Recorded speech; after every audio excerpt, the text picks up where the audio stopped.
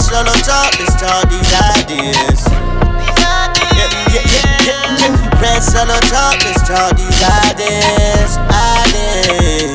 Red solo talk. Welcome to the Red Solo Talk podcast. The opinions shared here, purely those of hosts and guests, are intended for entertainment only and shouldn't be considered professional advice. The content is based on our hangouts and doesn't necessarily represent any other individuals' or organizations' views. By listening, you agree that the Red Solo Talk podcast and its affiliates bear no liability for any impact from your use or interpretation of the information presented. Listener discretion is advised. Oh shit, we back. And just like that, we back. Back like we never left. Back like we never left. We are agreeing a little bit of pre-gaming. This, I know you guys can't hear it out there, but shout out Music Soul Child and Hit Boy. What an amazing fucking project, man. This is their new album? This is this is their new collaboration. What's it called? Victims and Villains. I'm going to play a very specific record off this project. Go ahead. Let's get a little volume here. Victims and Villains. What genre would this be? This would probably be like new soul. I don't know. You know, I'm an old man. What is neo soul? Is that new soul? Neo soul was birthed by Erykah Badu. And then you got like Marsha Ambrosia and Eric Benet. A lot of black people. My favorite. Racist.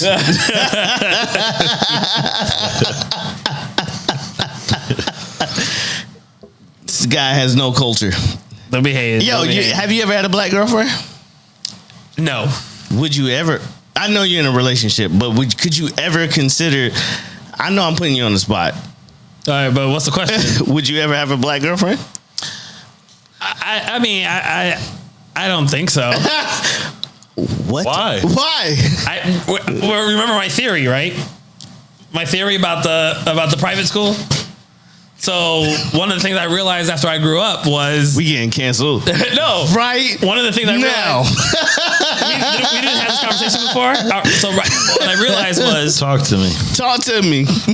My dad. So we had a public school right by our house growing up, and my dad wanted to avoid us going to public school. And you're offending both of us at the same time.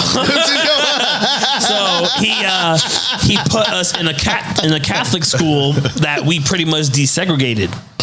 So my brothers and I, we desegregated the school that was almost 99% white Italian, mostly white Italians, but it was a Catholic school, Irish, Italian. And so when I went through puberty and I, had all my first crushes and became infatuated with the female beauty, it was all while being surrounded by these, white girls with blonde hair and cockoids. So I realized, and not only that, but subconsciously, I was kind of in fear of the public school kids, and they were predominantly more ethnic. You were scared of black people. Yeah, so it makes sense. We picking violence this show. It makes sense that then now I'm older and my quote unquote type would be that is a lot closer to the demographic that was of my Catholic school. So that's why. You're racist. So Exactly. you're a product of your environment. Exactly. I think Product of what you have a preference. yeah, because I always wonder when like these dudes that are like into those like music video girls, video vixens and shit. Yeah. And I think and they're so like, oh my God, they're so into it. They drool over it, and to me, I'm like, does nothing for me. And that stark difference made me think like, why? So it makes sense. They grew up in neighborhoods where that was what they learned to be attracted to since they started learning what female beauty was. So I have a theory that your type is correlates to your nurture. Your type correlates with with how you learned about female beauty. Sure. So my dad is a black man. Okay. My daddy's name is Tyrone, obviously, right? and he's predominantly dated Hispanic women. So I have an affinity for Hispanic, but my brother dates a Jamaican woman. Oh, And I was just like, Wagwan. I thought there was a program here. I thought we was going after the Spanish mommies. And now, Yeah. in my in you know, where I'm in my traveling and I was like, I never really had a black girlfriend. Ah, so that might be next on the list. Sure. I like it. Or I've also been tinkering with the concept that she might be like Middle Eastern That's so funny. I was just telling my girl. because they're submissive. I was just telling my girl that It's like Muslim. I was just telling my girl that I'm gonna slowly get her into Islam. just so she can wear hijabs. It's like nobody should see you. Exactly. It's just- But not I that like, part. oh, But, okay. but we're getting canceled tonight. But let's keep let's keep it professional. Right. Oh wait. Hey. Welcome. Welcome. Again, here we go. Doing it one more time. That's right. Red Solo Talk. Red Solo Talk. I am your host, Audio Jones. I don't know what episode this is, but I am with the hostess that know the mostest. Manny and Fuerte. And we have a very special repeat guest. Hey, go back. You might remember him from the Halloween episode where he was. Thor, Odin's son. So we have Tito in the house. What's good? Hey. You know, so for those that didn't watch that episode, for the newbies, what's the elevator pitch of who is Tito? Who is Tito? And the music stopped like perfectly to put you on the spot. I wish I had the Who Wants to Be a Millionaire sound effect. That shit was alright. That shit. Dim the lights. All right. So what do you mean? Who is Tito? I need a little bit of a breakdown. I can Like, tell you. elevator. Like if you was on an elevator with a multi-billionaire and it was the guy to pitch you who you are and what you do. It doesn't even have to be millionaire. I'm the guy that's seen a lot of things. I've been through the hood and back. No, but I mean, so That was perfect. Tito, you're from blank. You born and raised in Hollywood, Florida. Shout out. We the rock boys in the building. from Hard Rock. Hey, Hollywood. Yes, but I was born and raised in Hollywood. I don't fucking Puerto know. Rican background. Oh, Puerto Rican. But a lot of people would say I'm like a gringo Rican because I don't really listen to this music. I do a little bit. I tamper. A gringo. I like the old school salsa. You know, that's like the vibe. That's the, you know. Don't listen to much reggaeton. I mean, don't hate on me. It is what it is. Nah, I'm not crazy about it. I get thrown, so I don't feel bad, bro. Yeah, I mean, I grew up on rap music, you know, hip hop, R&B. Eminem. I grew up in Florida. Eminem, ya tú sabes. But I mean, I do speak my Spanish. Love my Spanish food. I don't know about the agree that we have about the women because I've dated. I'm not gonna say every spectrum? Yeah. I've dated, you know, Asian. I've dated Spanish, mainly Spanish. You had a Cheech and Chong? Japanese. Japanese. Was she Japanese? What, Chinese or Japanese? no. That's the difference. What was she? Dated Philippine. No, because Chinese. Because you go to Comic Cons and so I was just imagining. Oh yes, Japanese. also love cosplaying. That's how y'all saw that Venom out there. Oh yes, Custom made suit. Let's hope. But Big man. But Yes, if sir. so we'll put the link down below to the Halloween episode where Tito made his first appearance, and you can check him out there, get to know even another side of him as well. Let's go. But where'd the music go? We was rocking, and then out of nowhere, pause or something. I think it's my internet. We do this live. Sorry, guys. Y'all don't see this live. You but don't we do this live. We do this live. Yes. We back in effect. I don't even think Audio said the name of the podcast, but it's Red Solo. He might have said it, but Solo Talk. But either way, it can't be called Podcast. Red Solo Talk without Red Solo cups. And we got to have some in these Red Solo cups. So every episode we try a new drink. It could be a beer, a cocktail, a whiskey, a vodka. Let's go. Something we try it and we enjoy it and we imbibe as we vibe. Yes. I just made that up. Yeah, Off the top of the dome. We imbibe while we vibe. And this episode's poison of choice is Redbreast single pot still Irish whiskey. Red titties. A rich mix of dried fruit and spice. 12 years. I'm going to read this because it's very interesting, and why not? The robin redbreast is the only bird which sings continuously throughout the dark Irish winters and is one of the very few small birds that choose to winter in Ireland. It is the enduring spirit which inspires its namesake, Redbreast Irish whiskey. Redbreast is regarded by many as a definitive expression of single Potstill Irish whiskey. When the world demanded lighter, more accessible whiskey styles, Redbreast stood steadfast in its belief of the tradition and significance of this style of whiskey, and for the past century has remained the standard bearer for single pot still Irish whiskey. Made from a mash of malted and unmalted barley, and then triple distilled in copper pot stills, Redbreast 12 boasts the flavor complexity and distinctive qualities of pot still whiskey, matured in a combination of bourbon, seasoned American oak barrels, and oloroso sherry, seasoned Spanish oak butts.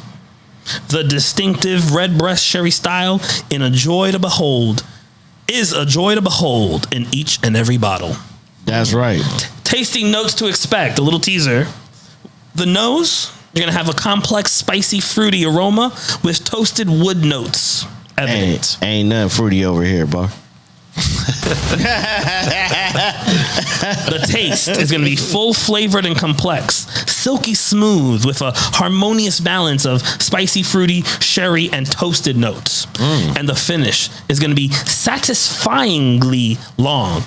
The complex flavors linger on the palate. So we're going to put it to a test. I should have had someone putting ice and shit. Oh shit! While I spoke, but you know, I didn't know that was my job in this show. I'm an ice putter. But you know, I can imagine. I know my storytelling. My storytelling is very what's the word? Encapsulating. I encapsulated y'all with my. You know, I was sitting there and I was just like, so it's a bird. It's a bird. If I hear Redbreast one more time, because I immediately got to my next topic and I was just like, what's your favorite bird? My favorite bird would have to be the bald eagle. Mine's the titmouse. Oh, I never heard of a titmouse. Do you have a favorite bird? Favorite bird? To look at, I like blue jays. They're such beautiful birds. I mean, they're not big, they're not ferocious. We're not talking hawks, but they're just cool looking at. Yeah, birds. I like flamingos. I like looking at flamingos. I like titmouses because the name. You ain't lying. I like that. Yeah, it's like. Do you like small tits? I do enjoy small titties. Bee stings. I think Kanye said tits. Up top, 2 bee stings. I'm not a big fan of. I'm not a booby guy. I'm a Latino and I'm black. So like I'm a proportion guy. He's an essential guy. He likes his assets, so to speak. Yeah, you heard. Yes. We picking violence this episode. If you haven't noticed, we get into the shits. Let's get it. Oh yeah. I'm gonna make smaller cups more frequently. And if you haven't noticed, the hostess that know the most is wearing one of our pieces of apparel here. Hey. Solo talk. Burn the world down. Look at that. That's our We're philosophy. drinking Redbreast, and what do we have? Redbreast. He has Redbreast, and pectorials, ladies. Don't get too excited. Yeah, that's right. So Tito, you mentioned a whiskey that the smell reminded you of. You smelled it earlier. I got a little gander of the smell. I said it kind of gave me like a little bit of like a little Crown Royal, you know. Crown Royal, that's good, baby. Buffalo gave me that. Canadian. Remember, whenever Tito is on, Buffalo rules are on. We said this as a man. Both of us are holding it on our left hand, but we have someone holding it in their right hand. This nigga's a whole bitch. Men, just straight up. Men, as far as I'm concerned, are men of their word. And sounds like you just got buffaloed. Yeah. I'm going to have to cheers to that one. Cheers, my boys. Thanks for having me. Okay. One exception. You have to take the first sip to cleanse the palate, and then you buffalo. And then you can give your taste test. This nigga's a whole bitch. First sip to cleanse the palate. I was waiting. When I saw that it was you, when I saw that Tito was joining us, I'm like, he's not going to remember that Buffalo is on. In play. That's a fact. I have my left hand, bro. I'm already used to it, man. I mean, I try even when I'm not. right, first sip to cleanse the palate. Ooh, That's nice. That's nice. wow. Definitely could tell the woody aftertaste that we're talking about. Wow. Okay. I like it. You know what? Yeah, I like it. What kind of whiskey is this? Single pot still. Never heard that. Me either. I Googled the shit out of it. So, Bourbon? It's not a bourbon. It's It's like a bourbon mix, but then they throw it in the what would yeah, it's a bourbon. Yeah, it's an Irish whiskey. No, but it says something about a bourbon. They had my bad. A bourbon. It's finished with some Finished with a bourbon and then American barrels. yeah, American and Spanish oak. We don't play this part of the show anymore, where we guess the price. But Yeah, we don't know. this would you put it on that top shelf? Yeah, for sure. For sure. You know, even though the smell reminded me of allegedly, Crown Royal, tasting it loses any comparison, in my opinion, to Crown. We'll keep the show I going. second that. I'm gonna double check something, make sure our technically we're still in operation. Yeah. Yes, we do this live. We're taking a timeout. No time out. No time out. Oh shit, my bad. If you could do the honors, this has historic precedent. But if you could run the topics, Yes. since you have it, you can get us. Absolutely. The get us first one going. we're going to go is the Donald Trump indictment, turning point in American politics. Well, yeah, well, I mean, you can get it ready. We're gonna wait for him to. I just Oh, my bad. to get it My ready. bad, on I thought we your were phone. jumping. I didn't realize how quick you were. So everything's good. Coming back, everything's good. Back like we never.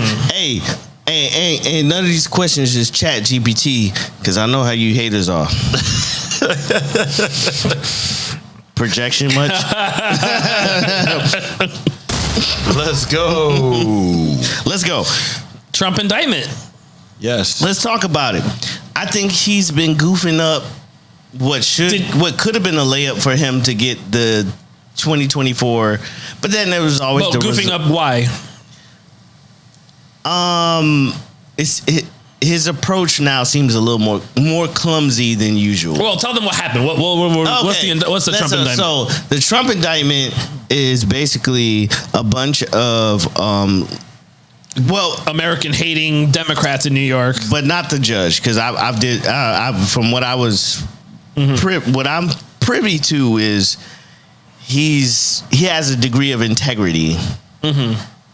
But maybe the DA is a little more left leaning. Yeah. So George Soros backed. I'm not gonna get into that bag, but shout out to Kanye. It's a lot of process crime. It's a lot of white. The only reason we're talking about it is because he is who he is. Otherwise, there's a long list of people who are just doing this. Do either of you think that he would be in the situation if he was not running in 2024? No, I don't not think at so. all. No, not at all. Yeah, they're trying to dig up everything they can to get this man on his knees or to just drop out. For the first time in American history, they brought charges and arrested a former president of the United States, and he was charged 34 counts. Which really what they did was they took like one act and they sparsed it into 34. Yeah, it was just like, let me find every way he infringed on the law. And I think it shows, it shows a lot of things. It shows just, how close we are to, in my opinion, where we are in the timeline of our society. Dictatorship, maybe? Like we're close to the end. Yeah. So of America's reign. The experiment is coming to a conclusion for sure. And I tell everybody, start getting your physical assets. Do not back any dollars. Just get into things like land, physical things that you can trade. Yeah. Because eventually, buy a lot of gold. Well, silver too, believe it or not. Crypto, very diversify. Gold. We. Here's my problem with gold. We probably lead in all countries in terms of the ownership of gold. That's kind of scary to me. It's good in a marketing standpoint because it's like we own it all. But if we own it all, You think it's going to be useless? Yeah, nobody's just like, I think trading it. I think the fix is for globalization to come to an end. No, but gold has never lost its value. Even like in old times, gold was always on par with whatever the practicalness of gold. Like if you're going to use gold in maybe in chip CPUs or something, like the practicalness of that element or that particular commodity. It's more about the practicalness versus the inflated, like. Yeah, but then you could say the same for diamonds.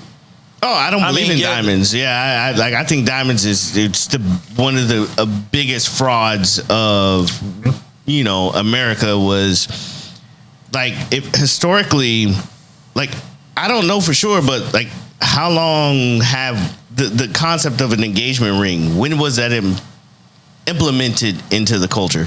True. I don't know. I'm asking. I don't know either. I'd be curious to.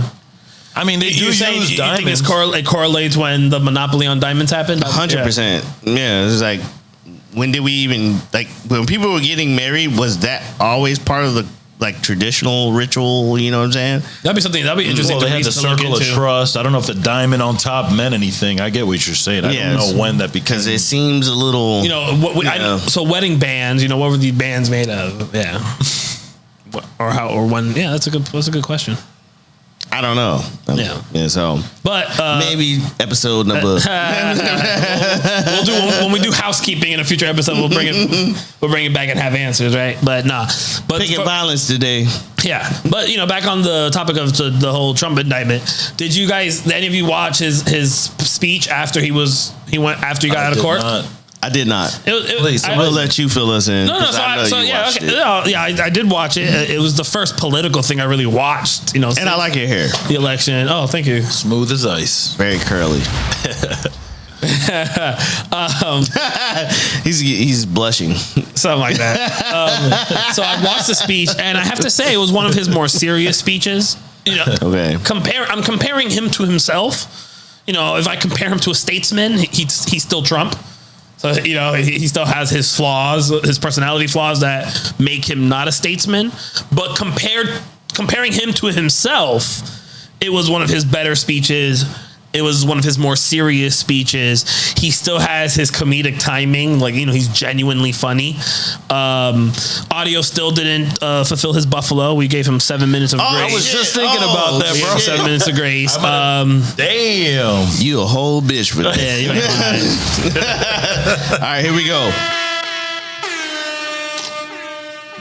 I'm just going to stop drinking. We'll do this again. Buffalo. That's racist. For Indians somehow. Let me know when you want your refill. Shout out to the Redskins. Football team, formerly known. Let me know. Just point to the bottle when you're ready for your refill. I'm going to do the rest of the show sober. I don't know if that's possible at this point. Probably going to be fucked up in the next 10 minutes. No. You think 10 minutes? Nah, you got a good hour in you. We have to expel this game. The Buffalo. Okay, fine. This is the last episode where Buffalo is allowed. I'm a whole gangster, so let's. I'm not here every episode. That's all I gotta say. Come on, G. And this is the nigga that brought it. You heard? Come on. So it was his more serious speech. It was. It was, it was decent. If someone listens to it who wasn't paying attention to everything that happened since he became president, he did a decent timeline of events where he put in perspective just exactly what he's been dealing with since 2016. If you really, when you really think of it, big picture, and you consider, when he was running in 2016, they were spying on his campaign and what they did to General Flynn, what they did to all the people in his orbit, how they unfairly used the DOJ system. They weaponized it. The Russia Gate stuff that came out officially to be crap. Now the impeachments, both impeachments were crap. He's just been constantly bomb. Based on law, is he guilty? No. For a ton of reasons. first off, it's a misdemeanor, right? But so he did infringe on the law. That's what I'm asking. No. What I'm saying is, okay, if you, okay, so let's start from the beginning. Let's start metaphysical. The allegation is that he paid Stormy Daniels hush money to benefit his campaign. Yeah. But he put it as a personal expense. Okay. Like that the hush money paid to Stormy Daniels was for was something personal, not for his campaign. So that is the allegation. Okay. If you're going to argue that he did it for his campaign and lied and said that the reason he paid Stormy Daniels to shut up was not to protect his family and embarrassment for personal reasons, but it was for the campaign. It's hard to prove the statute of limitation for that misdemeanor in the state of New York already passed. Okay. The only way that he's getting charged right now is because they're tying it to a felony. What's the felony? Federal campaign finance laws, where the federal offense of not properly disclosing how he spent his money. But here's the problem with that. Some bullshit district DA in New York doesn't have jurisdiction federally. And on top of that, the federal government already looked into charging him with the federal campaign finance, and they found nothing there, or not enough to charge, and they didn't charge him. So the DA in New York is charging him as a felony to a felony charge that hasn't been charged with. So it's all brand new. So this is getting tested in real time in court because there's no precedent. Right. This is gonna create case law. Yes. Going forward. Yes. Absolutely. 100%. That's why it's all bullshit. It's all bullshit. That's why it's interesting. But it's so CNN, MSNBC, their analysts on TV, all were admitting like there's nothing here. This is a weak ass case. It's underwhelming, and they wanted more than anything. I don't think for there to be juice. I don't think anybody really thought he was going to jail. I think I think. What do you mean jail? That day or prison? Just like he would reap the consequences of this.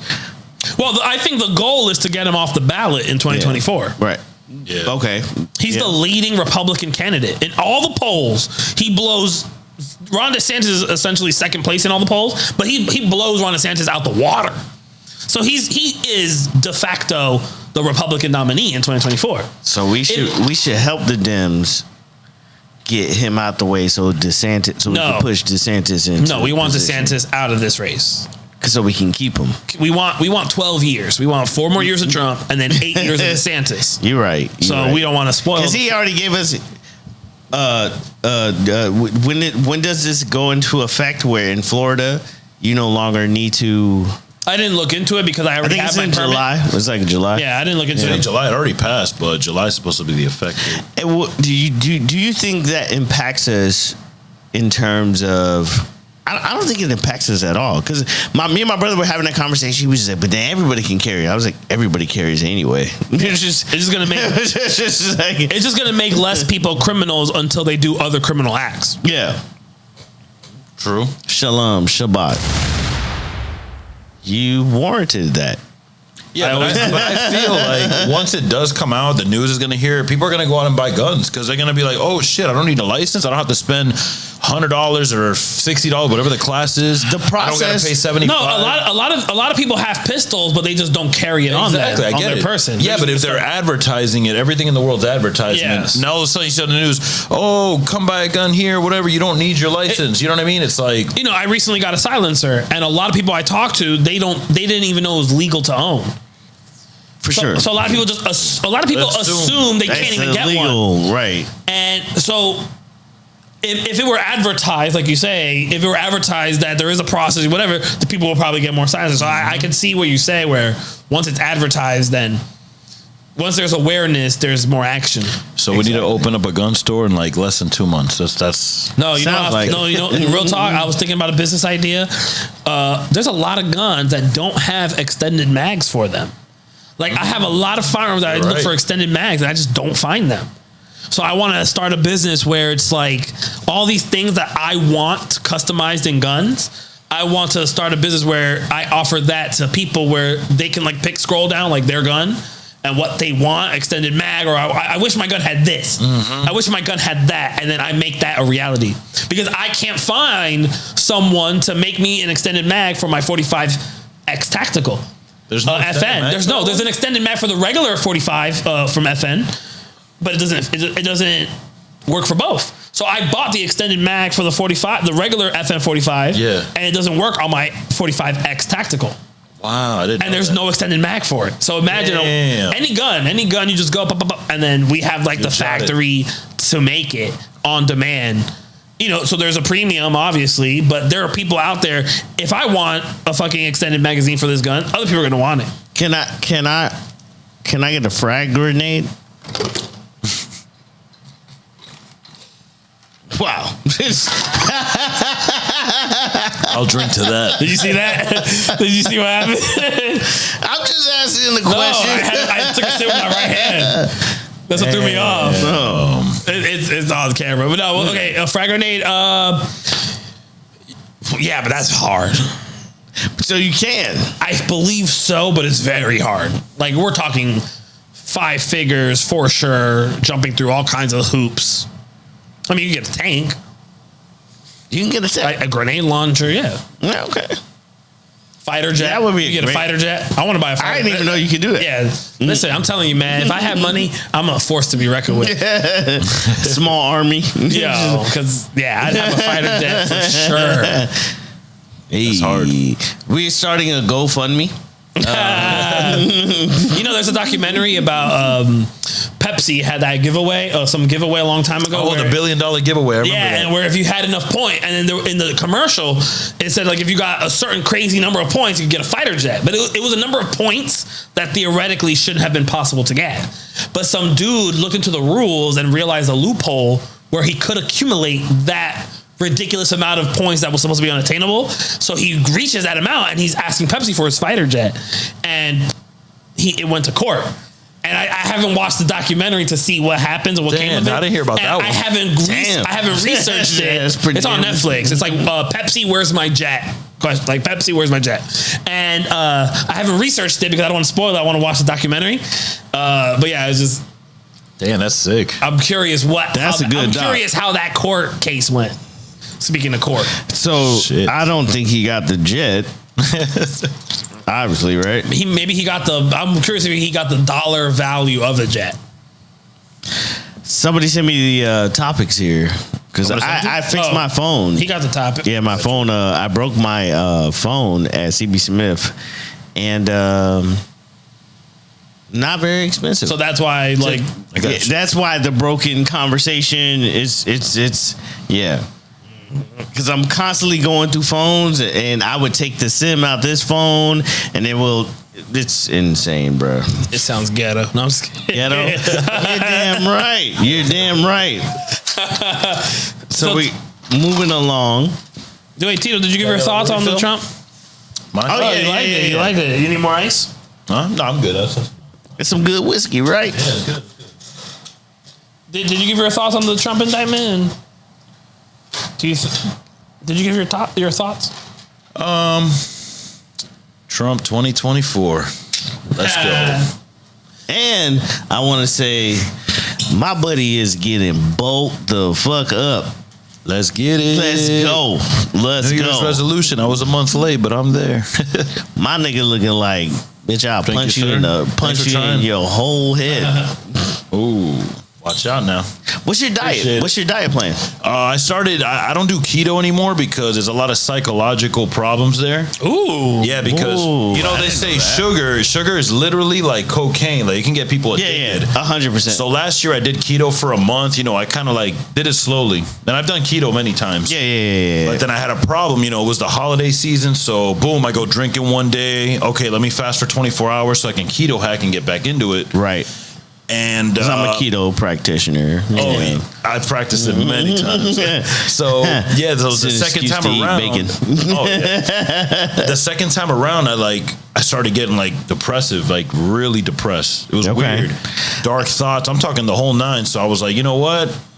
I ate myself just a gum. I just chewed some gum that was not sugar free. It had sugar in it. And all of a sudden, like I felt nice, chill, relaxed. And I was like, all right, so next time I do this, I'm not gonna do full keto. I'm just gonna do like, light carbs. Still gonna keep the carbs in there, but like Atkins type of kind of Atkins, but like, do what works for you. I do take a couple supplements. I take liver tablets that are really good. That's an old school muscle building, and that shit does miracles. Like, bro, I did 225 the other. I mean, I'm not gonna say it's a lot. I know there's a lot of people that do way more than that. Milk thistle. Milk thistle actually helps for your liver. Yeah, but the liver is like beef liver. Desiccated liver. It's actually like a concentrated liver tablets. Okay, and it helps to. It's not for your liver. It's made of liver. It's made of animal liver. Yeah, actual liver. Okay, so they're liver tablets, and they actually help you, man. I mean, my strength's gone up ridiculously. I just feel better. How many inches? Whoa, ladies! No, I'm just kidding. Ladies, no, it definitely. Now let them know. Hey. I mean, muscle growth. I mean, it gets you primal. That's all I gotta say. It gets you a little. Primal. All right, ladies. If you check us out on After Hours, where it's not YouTube safe, but we all gonna give us our inches. You'll get a sneak peek of Magic Mike over here. 13, baby. Shit. Holy shit. Inches? Nah, I just said the number. I struggle in that department. I'm like at 4. Off the ground? Oh shit! All right, so since we gone into nonsense, oh man, you kill me, Doug. Let's go. We'll move on. All right, we're on to the next topic then. On to the next topic. The next topic. We got a segue master over here. According to the topics, so natural. So we do it so effortless. The Tates are free. Oh shit. Andrew Tate. The Tates are free. Free from, I would say, attacks on their character. No, well, I mean, free from prison. Yeah, free from prison. Romanian prison. See, it's weird because it's not in America. So it's hard for me to have like the justice kind of like argument, like, oh man, it's the wrongdoing of justice. And it was like, I have no idea how Romanian justice works. Well, so I mean, in Romania, you can be held up to 6 months. Up to 6 months you can be held. Somehow I knew you knew this. While they're investigating. This nigga know everything. Or we're gonna find out. So let's say you're like a Gotti. John Gotti. Yeah, let's say you're a John Gotti or you're a soprano. Everyone know, they know you're up to some shit, right? They know. They just to go to the judge, listen, we're pretty sure he's on doing some bullshit. All right, fine. Well, they'll give you, as a prosecutor, up to 6 months to have Gotti in prison while you go and investigate all that shit. So they were digging. That's crazy. And then finally, at the end, after 4 months, I think it was, a judge that heard their plea or appeal, I guess, allowed them to leave prison, and now they're under house arrest. So now they could that money eventually got to where it needed. Maybe. Yeah. So because that sounds like fucking bullshit. Yeah. So all you people. I mean, I have some. Oh, I'm sorry. What were you gonna say? No, all the people that hate America. I was gonna say I have some interesting theories that I haven't like seen anywhere, heard anywhere. So Romania once upon a time was criticized in the global arena for human trafficking, and they have that reputation. Kind of like you think of Mexico, you think of cartels. Colombia, you think of like cocaine. Romania was pretty much exactly. That was London, thing. you think of you're getting stabbed, stabbing and watch stealing gangs. Yeah. They wouldn't know selling bitches. So exactly. So they've cleaned that up a lot, and now we're in 2023. They clean up, but that reputation is like So imagine you have these guys that are world famous, and they're being accused of the thing. It's like if there were some people. Imagine some version of Tate's living in Germany, and they're being accused of being Nazis. Like Germany might be extra sensitive to that notion and might pull the trigger and do something premature or because they go too without fail, always special guest in the building. How you doing? But yeah, I'll just continue. So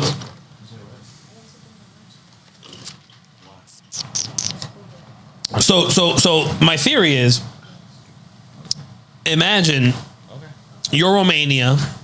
These world famous people get accused of human trafficking, this stain on your reputation. So I can imagine they went to they want to show the world or show the Europe or show the West that is against Andrew Tate for the message that he spreads about, the Matrix and the hypocrisy in American politics and government and global politics in general in the West and culture war stuff.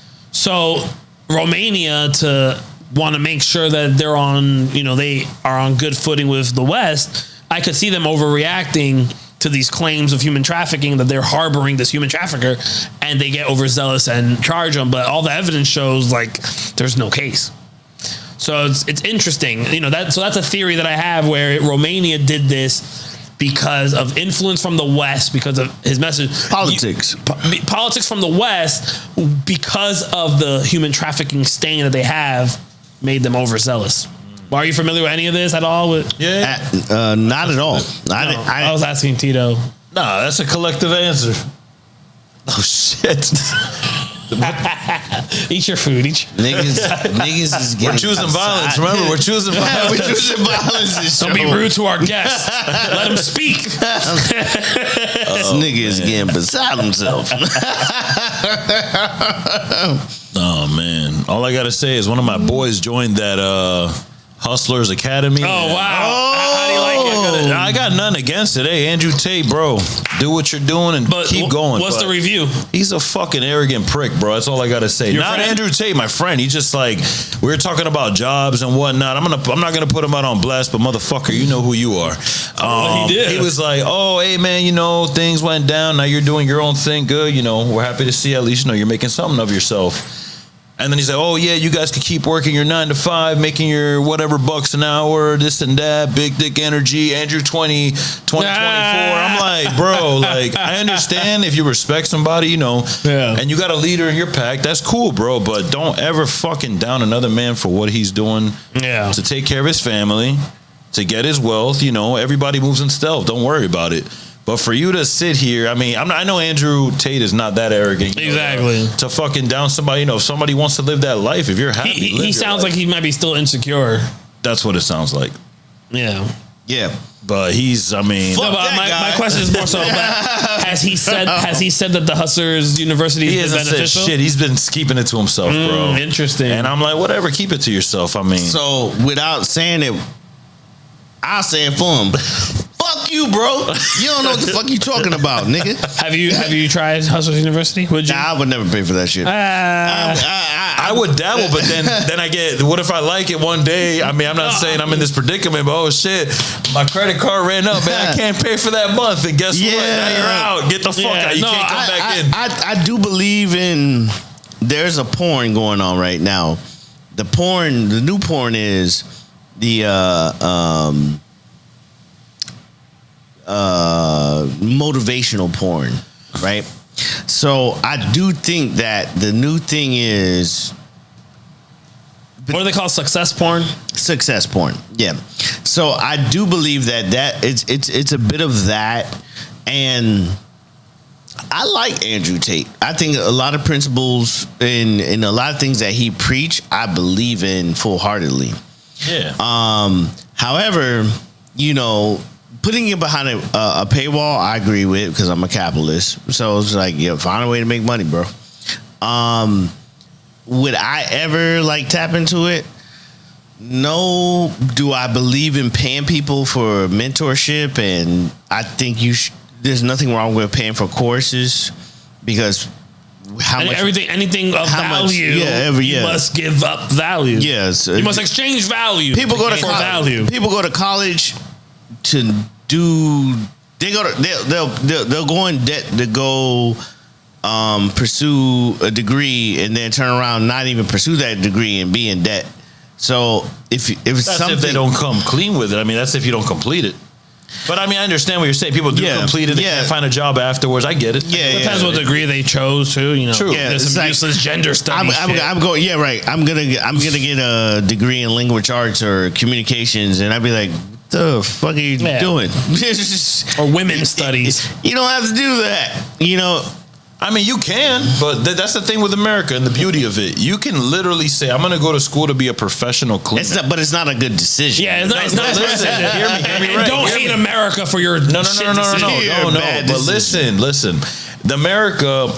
Your version of the American dream might be different from someone else. So let's just say I went to school for something just as custodial. I'm going to be a professional custodian, even though I don't need a degree. But guess what? I'm going to go there to do it, right? I'm going to go there 2 years, get an associate's. Now I'm a professional cleaner. I know my shit. Okay, but guess what? America's so beautiful. You can capitalize on that. What are you learning in college that you have that you need to be a custodial engineer? What are you learning? I'm only giving an example. Yeah. But I mean, you can learn about chemicals. You can learn about, you can get chemicals from this company for cheap. And guess what? Now you can flip chemicals. But just because you went in for this, you can still learn different things and learn from it. You know what I'm saying? Like, just because you're going to school to learn one thing doesn't mean that you can't, explore different things. And even if you don't finish your degree, you've learned enough for you to blossom and do something different. But I think what Audio's getting at is if you get in debt for X dollar amount for a degree that is going to get you a dollar amount that is nowhere close to what you're borrowing to the debt that you put into the debt you put into it. That's where it's like objective. Sense. It's like objectively a bad decision. Yeah. Absolutely. I feel bad for teachers. Some of them put over $100,000. You're not the co-host. You're the host. Aren't we both co-hosts? Oh shit! I always found it funny to be like my co-host, and I was like, but we're both hosts. That's why you say, and then you said the hostess that know the exactly. Most. Yeah. Facts. So what you gonna say about me? Buffalo. You a bitch. I ain't doing it. I'm not doing it. Actually, no, I can't say Buffalo twice. Oh yeah, you're good. You're in the clear. Damn it. You're in the clear. I'm gonna give you a break. Damn it. Fucking. But you only get one. But that was good timing. Sit on your fucking right hand, bro. Just go like that. Just sit on your right hand. That was perfect timing. You're like, what are you gonna say? Buffalo. When I said we was picking violence. The violence was not on me, son. You got me going. You got me in my zone. So yeah, tear the world up, burn the world down, because it's all coming down to some bullshit. Because China and all other countries are in a cabal to unpeg the U.S. dollar. Did you hear about the peace treaty? I haven't heard about that. Between Saudi Arabia and Iran? Yes, sir. And it was sponsored by one and only president Pfizer. of fucking China. The president of China, bro. He brought them together. Them niggas said Pfizer. They sponsored. I'm over here just brought to you by Pfizer. Brought to you by Pfizer. PBG, I don't speak Xi Chinese. Jinping. Yeah. All right. Winnie the Pooh. I'll go with that. Pooh. That's cute, bro. I'll go with that. I saw that meme. That shit. Yeah, he does look like Winnie the Pooh. Oh shit, Blood and Honey, right? That's the new movie that just came out. Now, if I'm ever president, they're gonna use this footage against me. We're gonna cancel this show. Hey, that's the beauty of America. China haters. No, yes. Saudi Arabia is joining forces with or peace treaty with Iran. China and Russia are working together. For people who don't understand the implications or ramifications, what happens when we lose the dominance as the world? Yeah, in terms of our dollar. What happens? So theoretically. When take for me, what's your take? Okay, so my take is that when I look at when has something similar happened in the past, and that was that was when there was hype, when all the money gets flooded back to us because they don't want to know, all the world doesn't want to use it anymore, and it all comes flooding to us. I think about after World War I, when Germans were, having wheelbarrows of cash, and they were burning cash and for fire. I think about what about like in Venezuela where they're using their money to make hand baskets? Exactly my point. So I imagine that all precedent points to us having hyperinflation, and as it leads into World War III. But do you think there's a chance? Say Trump takes over, right? Yes. Which he was trying to get all the businesses to come here, giving them tax breaks, and Buffalo Jones. He already started checking it. He's already saying it. Were you waiting for it or no? Don't worry, bro. That's it. Nobody else. Unless I tell your daughter, hey, you want to join the Buffalo Group? Yeah, that's it. After this Buffalo, you can't be Buffalo anymore. Good. That's it. You guys are bad people. Come on, like, comment, and subscribe for Audio the Buffalo. For more Buffaloes. Let me know when you want your refill. Hey man, you had a second chance too. I just got so used to drinking with my left, man. Even when I'm with my family, man, they're not even in the club. I'm gonna start jerking it with my left. But then they could be like Buffalo, and you be like, yeah, I'm just get it off. This is after hours time, but I already jerk it with my left. You're a freaky nigga for doing that. If you're right-handed and you jerk off with your left, you're a wild nigga. Like, why? Oh shit! Which hand? No comment. I'll say that as both. I broke my hand when I was twice. I got plates in that bitch. Jerking it? No, man. I'm just saying. I had to go other spectrum at that time. You know what I'm saying? I had no choice. I even had to learn how to fucking write with my left at 18 years old. You know what the fuck that felt like? To write with your left? With my left at 18, bro. I wonder how much you retained. I can still write, but not that great. But you might get it back faster than someone who's never tried it. Exactly, probably. Yeah. That shit sucked. I can't get off on my left hand. Wait, so did you give your take on? What's up? Oh no, you were giving your take and I interrupted it because of Buffalo. That's all right, bro. So okay, I'm sorry. So okay, run it back. It's not all right. Run it back. This nigga's a fucking. Talk to me. He's predatory.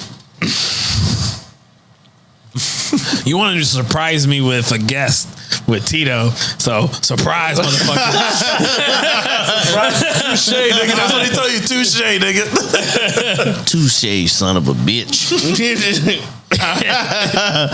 All right. Oh shit. Let's go. Thanks for having me, my boys. Appreciate y'all. So one more time. Your thoughts on the China, Russia dollars? No, I mean, my take is, I really hope that we don't have to go to World War III. I mean, it's inevitable, I feel like, at some point in history, but... You were asking something about Trump, right? You're saying, like, do you think... No, I think if Trump gets back in office, hopefully, the way that he was steadily moving the economy and businesses were coming back here, we were flourishing. And, our deficit was actually cut until the pandemic, as they call it, happened. Yeah. So I feel like, yes, if we do get him back in there... I feel like, yes, if he goes back to what he was doing and fixing up all Biden's fuck-ups, then we have a chance. Because, we really do. That's why a lot of people feel so threatened, because all these assholes that are sitting on the chairs, they all have something. I'm not going to say, everybody has, whatever, nobody's innocent, but they're going to gain out of anybody else, all of us little people working for our little dollars, they're going to gain no matter what. And if you got assholes like Trump coming in there cleaning house...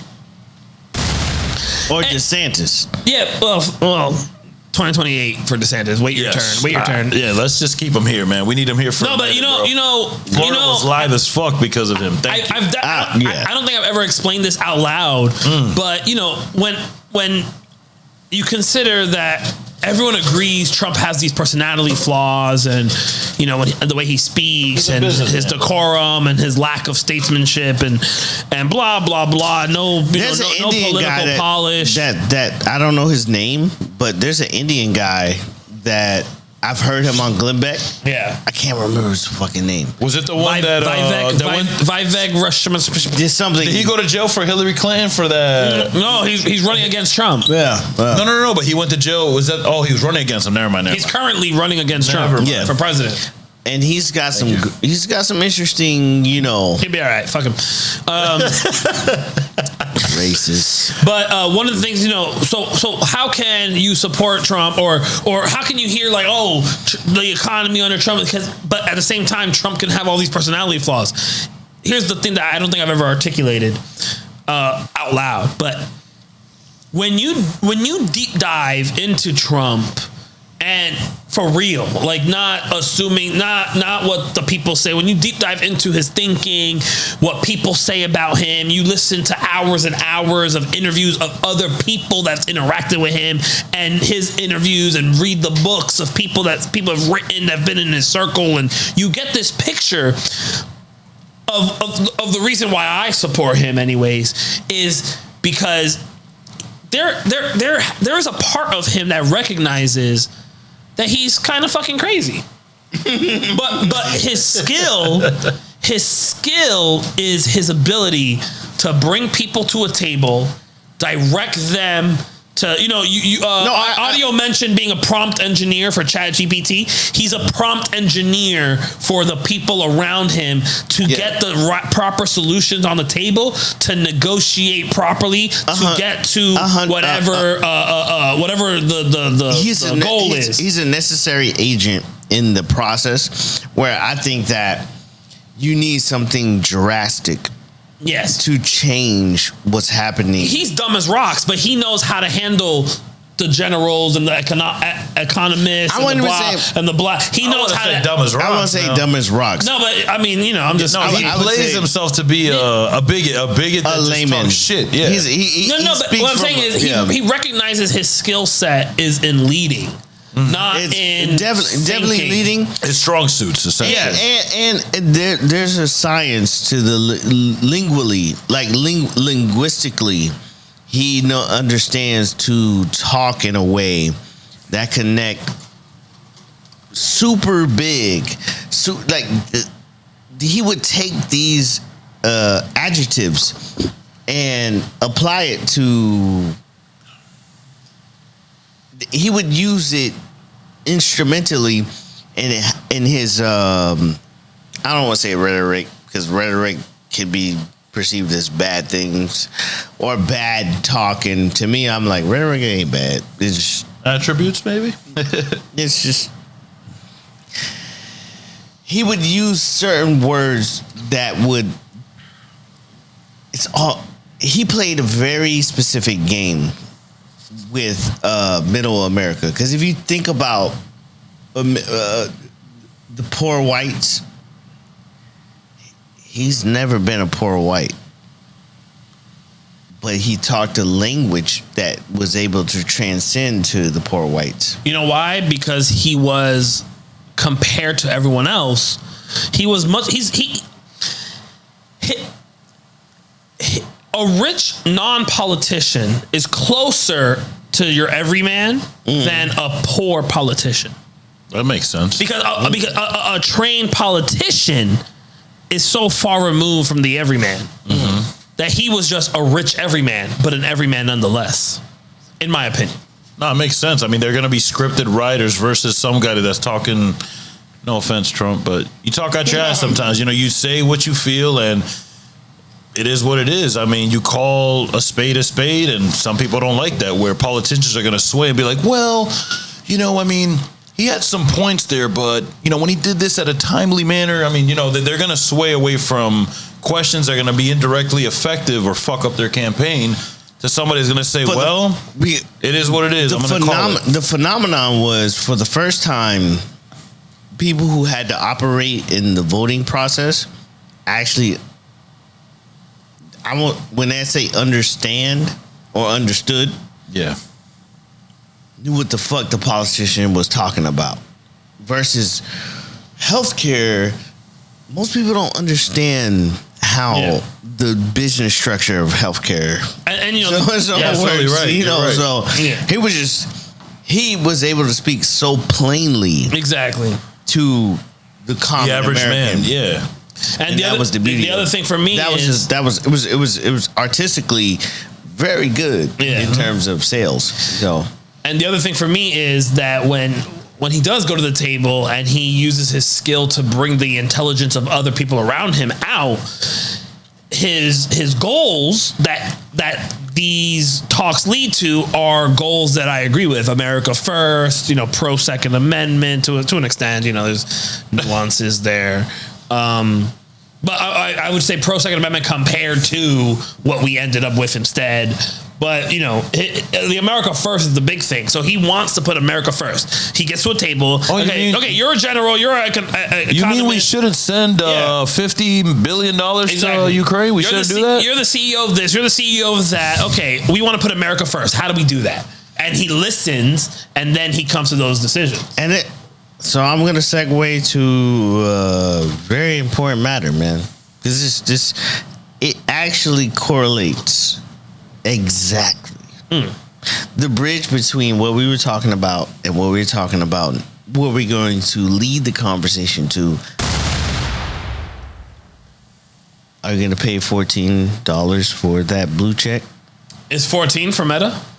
Yeah. It was 8 for Twitter, right? Yeah, I heard. Yeah, the blue pin or whatever it is. But explain. What's verification? What does that mean? What is it? Verify that you're an actual user, a real person. It's you. Your verification purpose, basically. It's not Caesar 2 or Caesar // D. It's whoever that guy is. You said it. I said what? Whatever the fuck you said. What do you mean? Meaning because you pay the subscription or premium. Or the verification fee, I guess. But okay, so I guess so the blue check is saying that is verifying that the person, the name on the account is in fact who is speaking. So you're just giving the CIA money to verify and let them know that you are who you are. There it goes. You feel me? That's what it is. I mean, dude, so many politicians have said it. Facebook is nothing but a database for CIA. Okay, but here's the question. When Twitter did their verification, yes, it had nothing to do with verifying who you really were. No, it was just if you're have a blue check. No, if you're a blue check, that means you get certain benefits. Okay, on that makes sense. So you're paying for benefits. That makes sense. You're paying for benefits. So it's not so clear. It's not so clear cut what blue check means. There's not a universal meaning for blue check, because I think blue checks make sense if it means verifying who you are. Because then, when you're a celebrity, when you're a brand, you want to know that this is actually the Wendy's that you go to the drive-thru and you eat their nuggets. This is that actual restaurant that you go to, that company. This is their actual social media account. Yeah. That, or if you're a celebrity, Audio Jones, shout out to Day Party. Look out for album on the way. Album on the way. Shout out DJ Nori. You know what we doing, baby. Power 105. DJ Nori. Biggest Caribbean. Biggest blah blah blah. So when all these people in the future start imitating Audio Jones, and they try to make there's a bunch of different Audio Jones profiles, the actual Audio Jones that everyone knows and loves from the amazing music, they're gonna want or a podcast too. You know what I'm saying? Hey, just make sure. They're gonna want to know who's the actual. I'll drink to that. I'll drink to that. So to me, it makes sense when you're verifying, proving that you are indeed who you say you are. But my understanding from Twitter, as an example, is some of these social media platforms are using blue checks or as a paywall to pay to play or it's a vanity. What do they call it in apps? In-app purchases. Yeah, purchases. So it's like if you have a blue check, you can edit your tweet. Or, for example, or if you have a blue check, you can change your name 5 times a year. But if you don't have a blue check, you can only change your name once every 5 years. For example. Yeah. Just I get it. I'm in a conflict of understanding how capitalism work. So for me, I'm kind of the responsibility is on the end user. It's up to you to make the decision on whether or not this is something that you would want to participate in. Because I'm like a hard pressed capitalist, there's the question of is it morally right don't really exist for me. make more money. Yeah, morally right is it morally right? Yes, because they're free to do whatever the fuck they want. Because if you don't pay for verification, you don't get the blue check. I never had a blue check on shit. Yeah. If you want the benefits that come from a blue check and you think the value is equal to what, then you pay that money. So morally, I don't think it's a moral question. I think it's more of a just a subjective question as to you as an individual. Well, moral is subjective altogether. So, is it morally, subjectively, is it right for them to put something that had an actual process? Yes. Which was the process was to verify you. But now to extend that to any user, it now defeats the purpose. Yes, so I agree with you. So I think from that point, I think they still drop a bomb real quick. Because I don't know if you knew what I was talking about. I think they still need to have a way to separate when it comes to well-known things. So I don't know if they need to do a new color if you are of a certain status. So not a blue but a red. If it's red, that's a fuck nigga. Exactly. So if one thing is that you pay for these benefits, it's another thing to say there are 5 Audio Jones profiles. Who's the actual Audio Jones that is? You mean just not like Instagram, which is official page? Exactly. Exactly. Yes. I know. But what do you think about the whole verification bullshit? Personally, I mean, I think if it gives you, like you said, if it gives you incentive, if it actually gives you things, go for it. But if it's just for you to verify who I am, no, I'm not going to pay you, the CIA, I said it again, to verify that I am who I am. I like Fuck it. That. I love it. I mean, unless I'm offering promos, I mean, there's a way to bystand it. Say I'm the representative for Gucci, right? I got my official Gucci page. Guess what? I'm going to throw a 20% fucking discount on my page, and it will work at the Gucci store. So now you know I'm fucking Gucci. If anybody else does that on their page using my shit infringement, guess what? Now I got a lawsuit on my hands. So thank you. I appreciate that. Bam. Fuck you. I'm not paying you. You will get this cease and desist, son of a bitch. I'm not paying for you to know that I am who I am on my VPN, exactly what I'm doing at every moment with my tracking device, aka cell phones. Fuck that. That's all I got to say. He's going crazy. That's all I got to say. We picking violence. We picking violence. Oh shit! That's right. What more do y'all want, man? Y'all already got everything. Fuck you guys. Have you considered getting an off the grid phone? I'm not talking about the audience. Respect to the audience. And go buy your Patriot supply. That's right. That's like go get your t-shirts, bro. Go get your t-shirts, bro. Solo talk. Burn the world down. That's right. But also buy Patriot supply because in 6 months you can make a pizza. I've been considering getting an off the grid phone that doesn't have any. You know, they make these phones that are allegedly completely off the grid, where they're safe from listening devices and all this. Like that's their specialty. And all this advertisement shit that they keep. I've been considering getting one. Who does it? Is it one of them China one-touch phones or no? I do not recall. Well, that's definitely not going to be spy-proof. I have to research. The name isn't coming to mind, but if I do a little research, I'll be able to find it. Okay. But there's a phone company. Maybe I can find it. But there's a phone company. But we're so spoiled with all these iPhones and these Androids. Are they on par? That's what I want to know. Are they on par? I picked my daughter up the other day. Mm-hmm. This is a real story. I walked to the school to pick my daughter up. My daughter is you know my daughter. Yes. She's she walks to the beat of her own drum.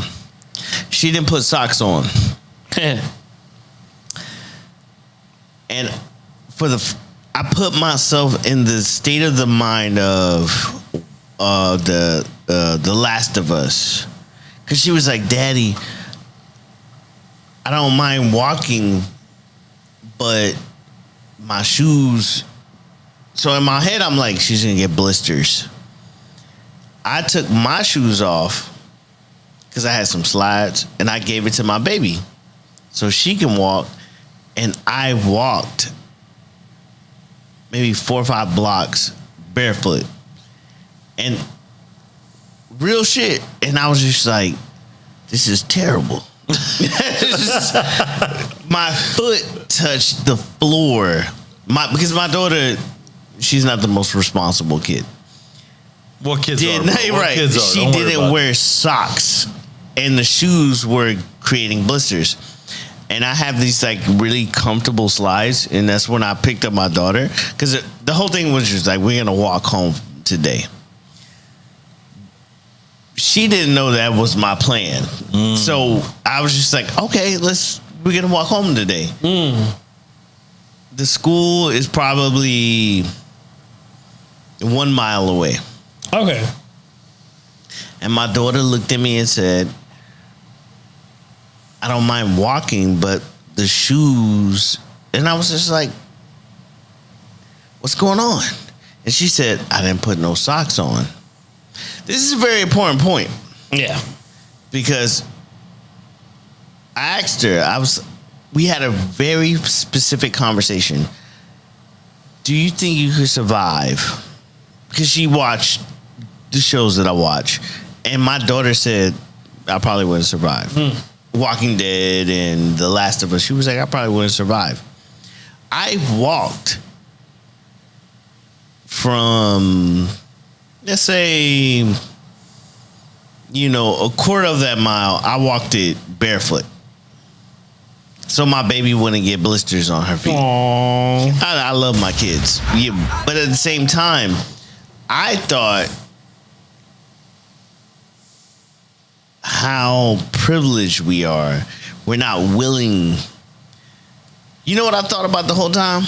I didn't care about how rough it was on my feet. You know what I thought about? I was like, how many people are going to look at me and be like, why is he barefoot?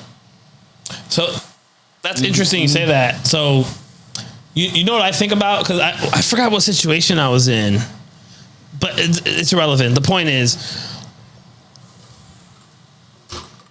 I think about anytime I do anything in life, I think about, I go through like a quick checklist, right? Is it illegal? And if this was recorded and shown to my children and my future children, would I be ashamed? And if the answer is no to both, I don't care about like other people. Oh no, three questions. The third one. What would I think if I saw me as a third person? So in third person, I was just like, I got my daughter's book bag. She didn't know we was gonna walk home. My daughter getting chubby, so we was like, we're gonna walk. I didn't think this plan out either, so I have to take accountability. So I got her book bag on. I'm holding her shoes because this day, I don't know if you have, if you guys if you have kids, you understand. These niggas do shit. You just be like, but why? And she went to school with no socks on. So I picked that day to say we're walking home. And I knew that I sprung this on her, and I was like, so she wore your slides. It was the buck stops with me. I'm the leader. And I walked barefoot like four blocks. Yes, that's fine. Whatever, and it's not illegal. It's not illegal, but it put things in perspective where I was just like, could you do it? We got so soft as a species, we're soft. Absolutely. We're soft. That going without sneakers. We're pushy. Well, no. But there's a certain percentage. Yeah. Remember, you got Navy SEALs out there, bro. You got fucking military people. That's like 1%. Yeah. Nah, I wouldn't say 1. Military in general. 1%. I'm not gonna say every single. What would you say the percent is? I'd say like under 10, maybe like 8%. Definitely under 10 though. Yeah, that could survive. I would agree with. Okay. I would agree with That's still very small. Yeah, Definitely small. I'm not just. That's why I'm a believer in the whole, good. Bad times create strong men create good times create weak men men create bad times. Yes. And I think that we're living we're living the epicenter of it. We're living the period of good times creating weak men into weak men creating bad times. We're in that transition. I mean, the transition. And when the bad times come, that's when we're not going to have the option to be soft. And you're going to have people perish, and you're going to have people survive. Yes. And the survivors are going to be strong. You remember we have a mutual friend. Crazy shit. Or I a definitely friend, need one on that one. That's and, for sure. And a mutual friend, and he constantly saying, I turn into my darkness, and I'm like, this is on purpose. You're preparing for what's to come. I'm preparing for what's coming. Okay, so let's move on to the next. The next one. We've been doing good. I ain't gonna lie, we deviated. Yes, from absolutely. topics for fucking sure. So now we're gonna go on the future of AI. How is it gonna change modern dating? Hey, cheers to that. Cheers to that. Future AI. The fact that shout out to iRobot, Will Smith. I see. Don't slap me though. Don't slap me though. I ain't talking about. Yeah.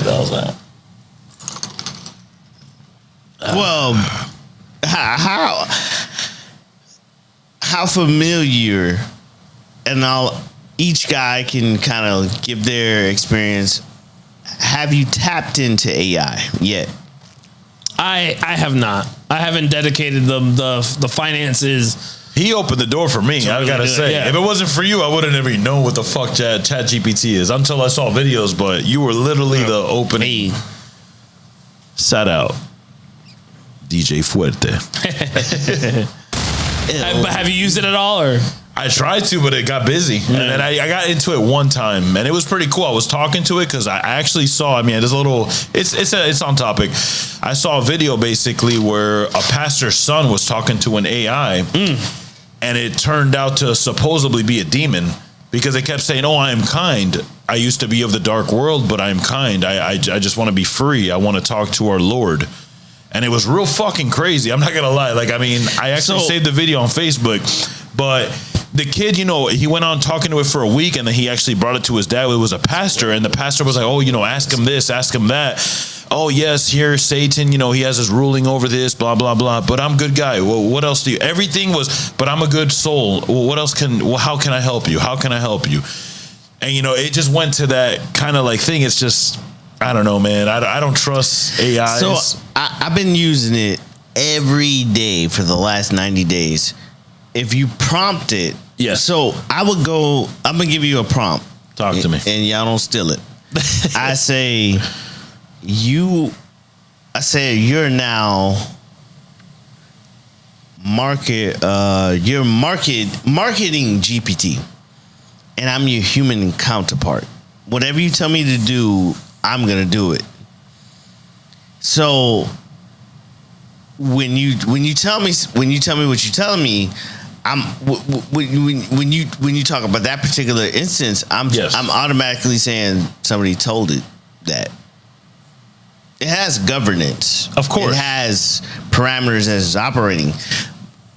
I'm able to tap into Chat GPT in a way that makes me a one-man band.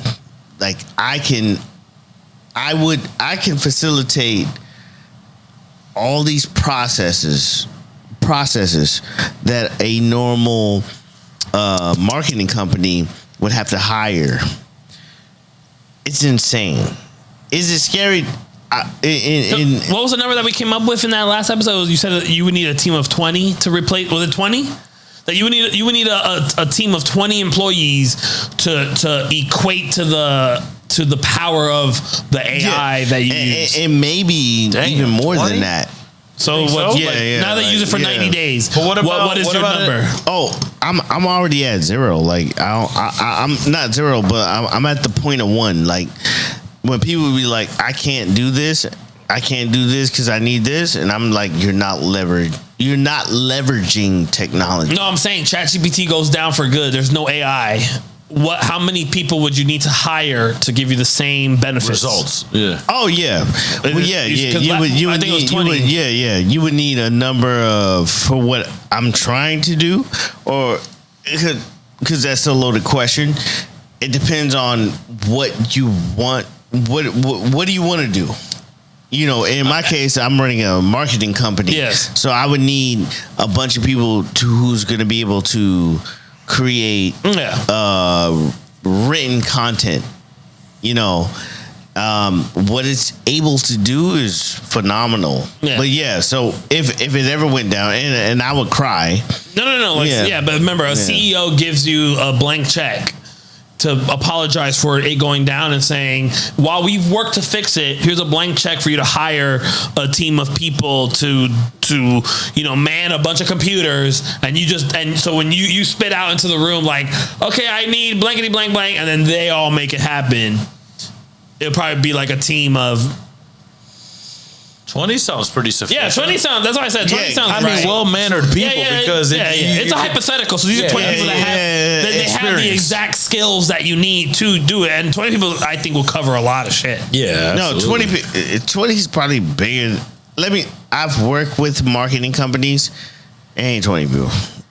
It's no. But remember, you have to think, because you can also use this AI technology to create a picture for you. So that's graphic designers, that's programmers, that's all. It can do a lot of shit. Absolutely. So you need some computer programmers in that 20. You need software designers, architects. You need a bunch of different people in that team to fulfill marketing. All those different angles.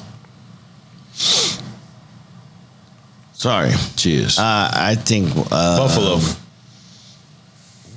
He got you. I mean, but what did he get? What is? No, you know what's funny? I needed a refill, right? Oh. So I wanted to give audio a chance at redemption. So at 56 minutes, because you're actively 24 minutes ago. I put the cup in my right hand, and no one called Buffalo. And I've been waiting for someone to call Buffalo so I could chug it to let audio feel better, so that I could then refill my cup. And this whole time, it took Tito to finally get me after 25 minutes. Wow, you're a sexual predator. You're a sexual predator. You're a predator. And now I can't get buffaloed by Tito when I have a full cup. And audio ain't even captured it. I was cheering. No, I was pay attention, bro. Pay attention. I need to be on my Chris Hansen, because you out here just predating on just people just. You're deviant, nigga. Yeah, ain't lying. Oh shit! You gonna need a wheelchair tomorrow. Oh. What the fuck? Whoa! See, this nigga's a freaky. I'm not gonna be here for after hours. That's all I gotta say. I'm not gonna be here for after hours. This nigga getting freaky. Tito will be and I'm not with the shit. Tito's gonna be behind the camera. I'm gonna be making my way downtown, but like real fast. Oh shit! I love it. Party foul, making my way downtown. Yo, on the game. Oh, that was Audio's cup. Oh. Now you have to drink now you have to drink 3 cups. Shit. That's house rules? That's house rules. Opa! What do you mean? You're the one that spilled the drink. No, bitch. I watch you. No, that was me. The second one was me. The second one was you. The first one was you with the headphone cord. I saved it. I said, "Party man, I saved the cup." So whatever you're talking about. So how many cups do you have to drink? What rule did you say? See what these racist niggas. What did you call him? A whole ass bitch? What were you saying? A whole bitch. Fucking racist. I don't believe in racism. This is actually the first real show of Rizzo Talk, where me and this nigga take 10. How long we been? How long we been doing this? Doing this 2 years? No, fuck that. How long we been knowing each other? 8 years, 7 years, 7 years, 7 years, almost a decade. 4 years. I avoided talking to you did. He did. Is that a whole other conversation for another podcast? That's for after hours. I'm gonna save that one. That was in the log. That's probably for green room. Only to find out. Man, of course, man. If you gotta go, I'm gonna take a little break, ladies and gentlemen. Yo, if you gotta take a shit, go take a shit. None of that. Wash your hands. Just a pop and squat. Hold on, I'm gonna fuck up the cord. Just make sure you wipe under the nose before you come back out, because the camera catches everything. Wow. I know you visit Colombia a lot. Where am I going? Oh, go straight through. No. Straight Straight through. Straight through. Him. Stop. No, you stop. You stop. How's it feel getting double buffaloed? You're a bitch for that. But you're doing good. You're doing good. I'm not gonna lie. When you buy expensive liquor, you can survive longer. You ain't like legit. You get what you pay for. You get what you pay. If you buy bullshit liquor, you can so be are dead. we gonna after party at Vixen's? What? Are we gonna after party at Vixen's or Scarlett's? Probably not. Wow. No, but I have a booking tomorrow. Oh, you ain't lying. No, and I actually have a long day tomorrow too. Yeah, I got such a stressful day. I have to wake up with no alarm. I have to go to a cigar lounge and smoke some cigars and talk business. Oh my God! Then I have to get the violin. Then I have to make my bomb ass burgers, and I'm doing an experiment. I like to experiment. So this experiment. I like how you have a party, fight party, but I ain't invited. Well, you gotta. It's all good. You gotta put some work into that. I'm fucking with him. I would never come to these parties. You can. There's just some logistical things that need to happen first. But anyways, we're getting off track. I'm gonna make some burgers, and the experiment for this week. For this barbecue, I like to experiment to hone my skills. So I have my burger almost perfect. I'm on a mission to bring the fire down on everybody. I am not satisfied with... I'm going to fry niggas in the pan. You ain't lying. And when I fry them in the pan and they find out later... So I'm being nice. So I'm being nice, and I'm going to burn the world down. I'm gonna burn it. When I say burn it to a crisp, I'm gonna burn it to a crisp, guys. So, the experiment for this barbecue, I have my burger almost perfectly honed in.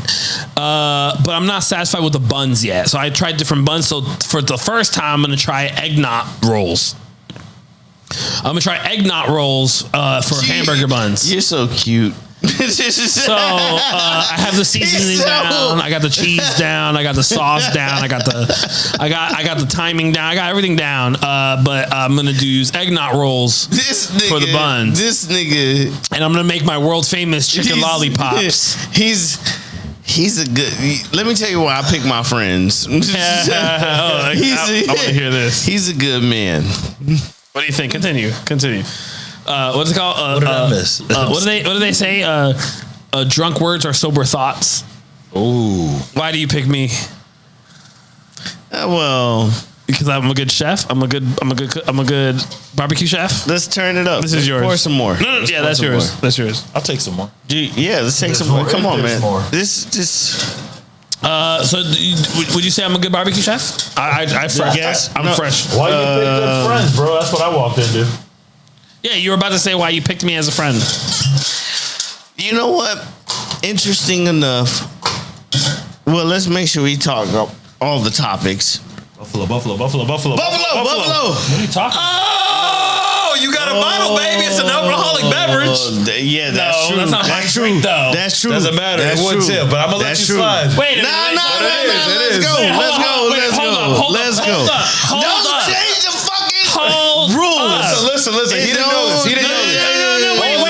Wait a minute. Hold on. Wait a minute. First off, Tito can't buffalo me twice. So he didn't even buffalo you once. I didn't say that shit. He did. I did. Number 2. You said it. You said it. He told me to say it. Oh, well, anyway. Hold on. Part 2. I didn't give you the rule. I didn't give you the rule. Okay, what's the rule? Alcoholic beverage. If you're gonna pour for somebody. So how do you pour? Yeah, that's my question. Let me give you an example. Okay, go. So if you're gonna pour with both hands and you're gonna hold this, you're gonna want to do this. All right. What do you mean? Contact. Oh. The minute it relieves contact, that motherfucker's buffalo free. Okay? Okay, so but if you do this now, which is what you should have done, you're free. Oh, leave the cup on the table. But if it's contacted, you're fine. You see, I thought it had to be my drink. Here's my drink. I'm gonna take it with my left hand. Any alcoholic beverage. I want to see this nigga drink this damn whiskey. That's not how this works. I gotta give him a free because he didn't know. He said it was his drink. Yeah, we can't make up rules. All right. Let's go back. I call that baby shit. That's baby shit. No, it ain't. Fuck, that's baby shit. It's actually recorded. Buffalo twice. That's yours, right? That's yours. Okay. No. The fans. It's all recorded. The fans have spoken. Listen. The fans when have we spoken. get the fans, they're gonna stand with me. No, they're not. And say you. Yeah, the low IQ fans, the high IQ fans. Whoa. Yeah. Whoa. I went there. You see how they talk. There. You see how if you're not a listen, that's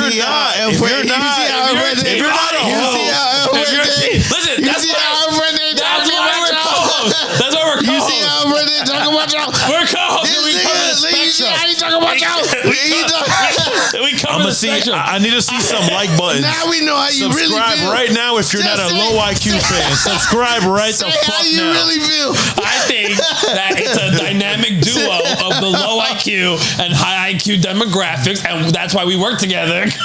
See, now I'm finna beat this. I'm finna beat this nigga up. It went from nice, and I was like, I'm gonna beat the shit out of you. You better reach for it. Because we're choosing violence this episode. I said it. This episode we reaching violence. No, the high IQ watchers and listeners out there would have seen the Halloween episode, and we historically have not followed rules the first time they're discovered. The rules have to be established and then followed. So now the rules established how to pour drinks. Correct. Correct. So drink it. No. So if you're getting drinks for a couple friends at the club, I don't care if it's 5 of them, you better hold them shits like this. Yeah, because like this. Because I've been pouring drinks the whole night without being buffalo and what y'all know not is caring audio. No. Because I've been watching you. Every drink you've poured, rewind the message. It was like that, but you put it down too quick enough for me to buffalo it. But I'll still have someone else's cup in my right hand. I understand that because I did not know you could be buffalo with someone else's drink. Oh, absolutely. See, I didn't know that. I thought any alcoholic beverage on your right hand that is not met in contact with a pouring cup. That's why I didn't know. Fair game. Okay, fine. And if it's right here, you're good because guess what? You got a sedentary. But the minute it picks up, you're fucked. Okay. Yeah. That's fine. So we're good. I don't fucking like that shit. Solid? I think he need to drink the son, bitch. Get me fair and square. Oh, shit. House rules? Nah, I'm kidding.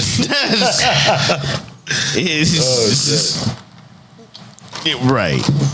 Fucking guy. That's some good fucking whiskey, though. No, it's not. It's the price is right. All jokes aside, how much we spend on that? Right. 70 plus tax.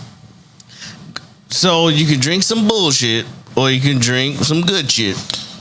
This is Redbreast. Redbreast. Ladies. Titmouses. Shout out to all my Red Bulls out there. All right, so where we at in the topics? We were with the AI, the dating. We didn't even. AI dating. AI dating. How was it going to change the dating game? Talk to me, boys. I believe you stole this from me. Yeah. I know you stole this from me. This nigga is crazy. I know you stole this from me, or your subconscious did. Oh. Subconsciously, subliminal messages. Okay. On the record, right now, right here, you have never heard me tell my dating app idea with the AI absorbing 24 hours, a typical 24 hour of your day, and using AI to create the true version of yourself. I'm always drunk. I don't know who that is, but oh yeah.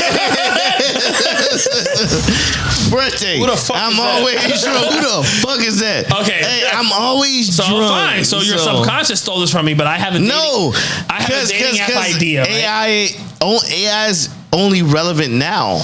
To you, maybe. Yeah, nigga. Okay, that's not what me. matters. Not me. I've been thinking about this shit for years and years and years. Say word. Okay, I already know 2 ideas this man has came up with. 2 ideas that have already become fucking. Listen, you're a believer. He already executed. Tito's a believer. Caesar came from the future. I don't know who that is. Motherfucker's Back to the Future, bro. Whoever the fuck that guy is. Fuerte, dímelo. You can call me Manny. You call me El Fuerte. You call me Fuerte. You call me El Don. Who was the conqueror of Rome? Julius Caesar. You ain't lying. I will say I am a Caesar. Yes. Manny is a Caesar. I try to call you by your name. You don't want to like it. But no, so I've had this idea for a dating app because you know what I think about? I think about how my coworkers have a version of me in their mind. You have a version of me in your mind. You have a version of me. A version of you exists in everyone's mind. Coworker, family, friend, girlfriend, father, mother. Everybody has a different version of them. And I would preface this and say this is probably the first real show of Red Solo. Oh shit! Yo, can I get one of these though?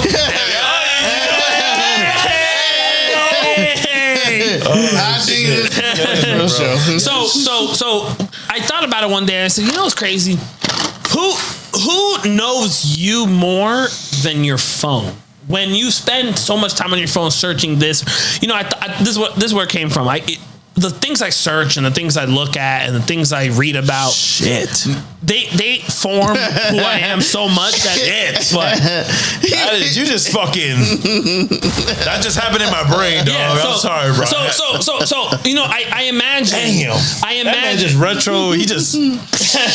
I think about, you know, if I were to be able to see everything you do on your phone, yes, I would probably get. I don't want you to see that. No, but what I'm saying. Damn, big booty. Man. So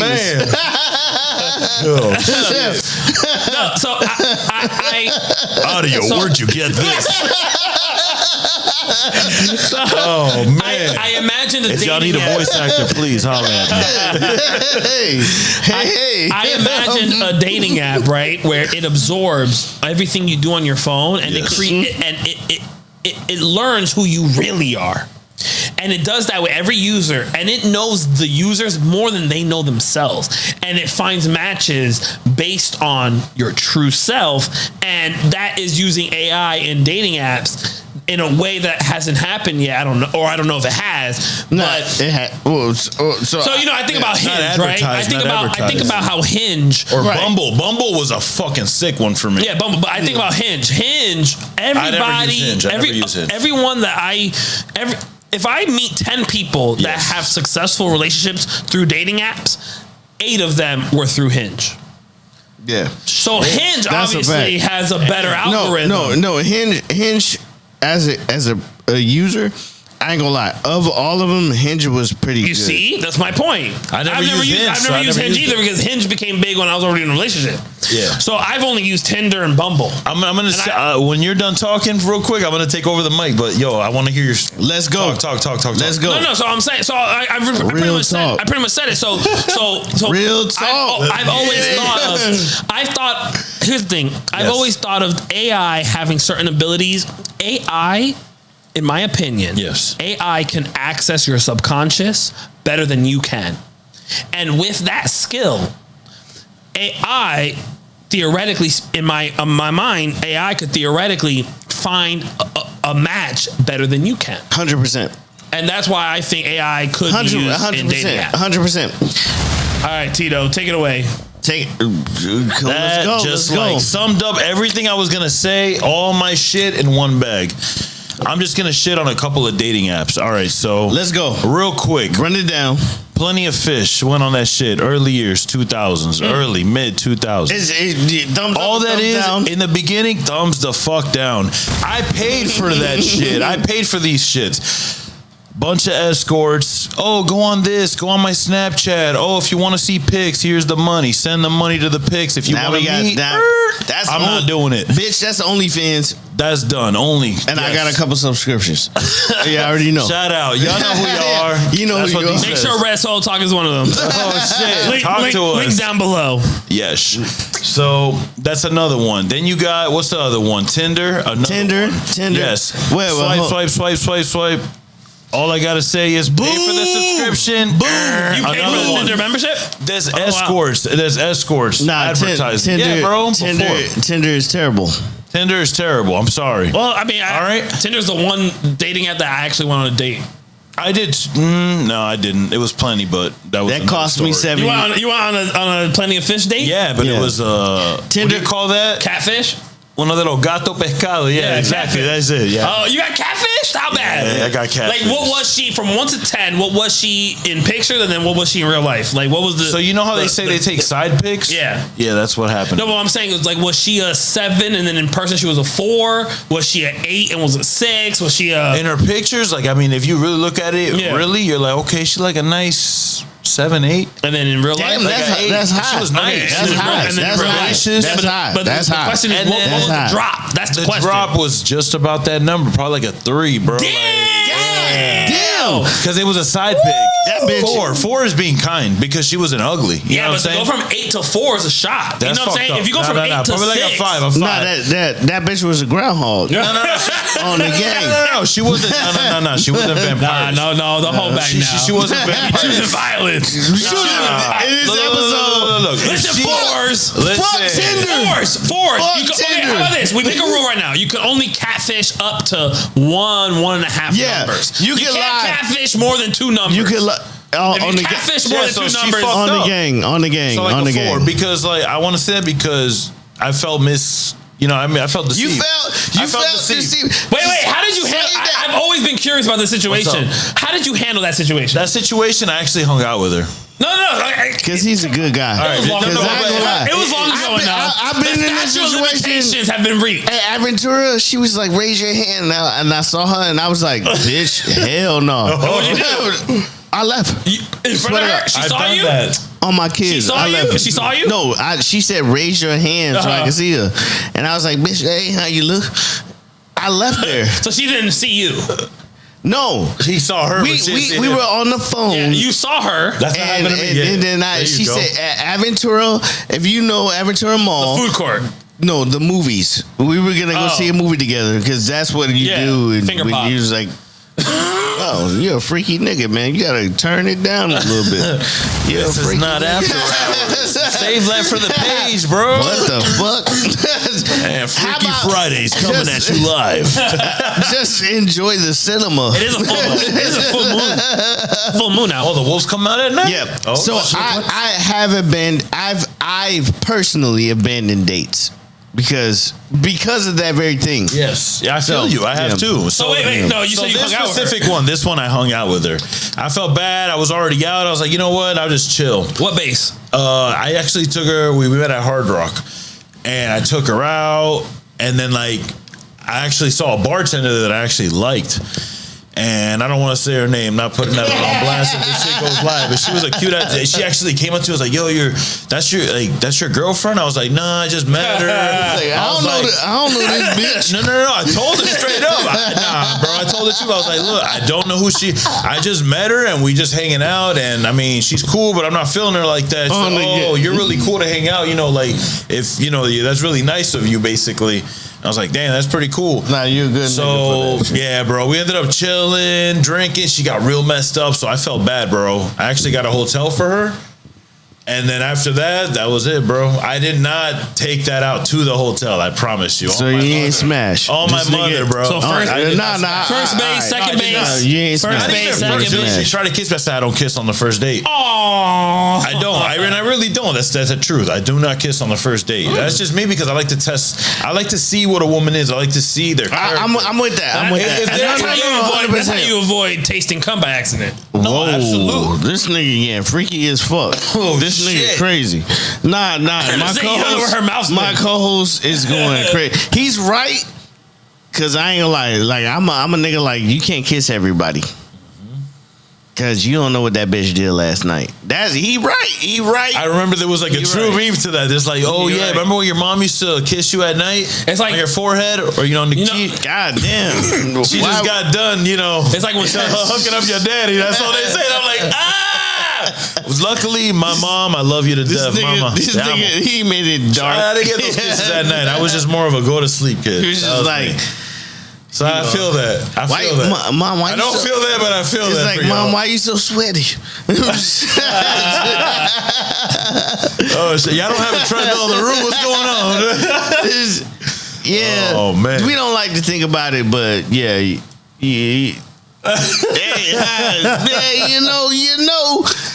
I know. It's fucked up. So what do you think about AI and dating apps? Oh, back to the dating. back to the real question. When you put it to that perspective of personality matches, I think that would just be fucking crazy. Because a lot of these new ideologies of this new, no gender, all this, I believe I am, they tell me I am, so I am. I don't know if I sent you the video. It was basically a senator running against. They were talking to a transgender man that all my friends, in my community, a lot of women say, girl, you are a girl. That is who you are. And it's like, he's like, because other women told you you're a woman, you think you're a woman? What if a lot of women went against you and said you're not a woman? What happens then? Your identity is just compromised? And she was just like, no, but my friends say I am a woman. You just got fucking shit. No, my favorite part of that, shout out to Matt Walsh. You're not a senator, but if you ever run, I'll vote for you. Oh, I thought he was. I'm sorry. No disrespect. Party foul. Or almost party foul. No, right there. Oh, all right. But my favorite part of that was because that dude was an EMT. The transgender dude. Yeah. He was with blonde, tall. Blonde and tall. The girl? Yeah. Well, the dude with the mole. Oh, you know what? I think it's the same dude because it's the same conversation, but this was a brunette. but he talked to other transgenders. Brunette, I don't know. But the brunette was like, because the brunette was mentioning the woman thing, and then he was like, "You're EMT, right?" And then he was talking about how the penis. He was saying like, if you came across someone with a penis and they said they were having a miscarriage, like you wouldn't check for a miscarriage.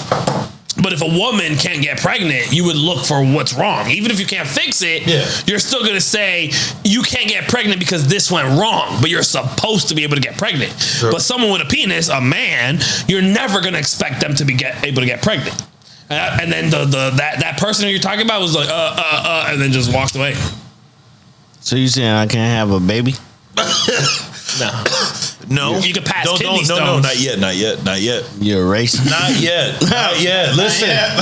No. There's no racism. Bro, listen. As far as our technology is going, I don't doubt it, bro. That's why we're not supposed to fucking tamper with that. But once you get to that gene where now you can alter cells at a molecular level and mimic them to now reproduce you to be a woman with a fucking gina or mangina, whatever the fuck you call it. A mangina.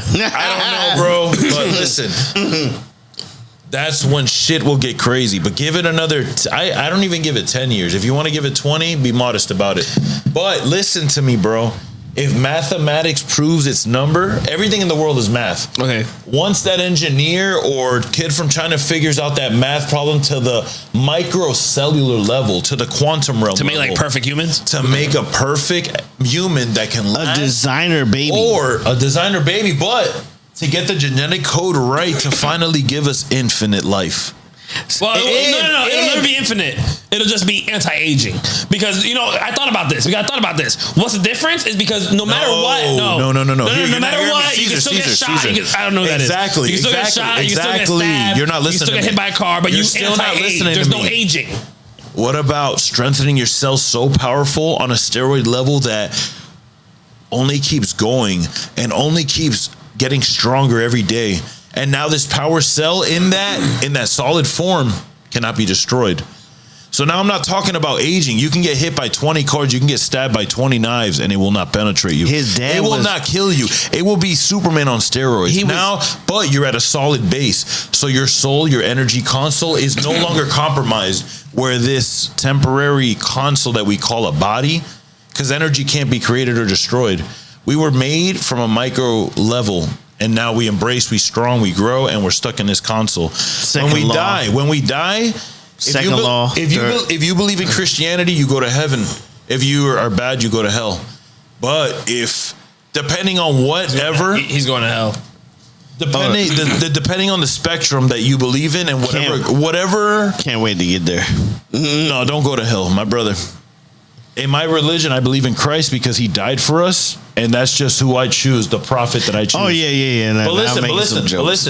I know. Because I don't want to be in a lake of fire, if such things exist. Exactly. I rather play safe than play no existent. So the Lord that I choose is all loving, is all power, is all love, is all peace. What are you going to say?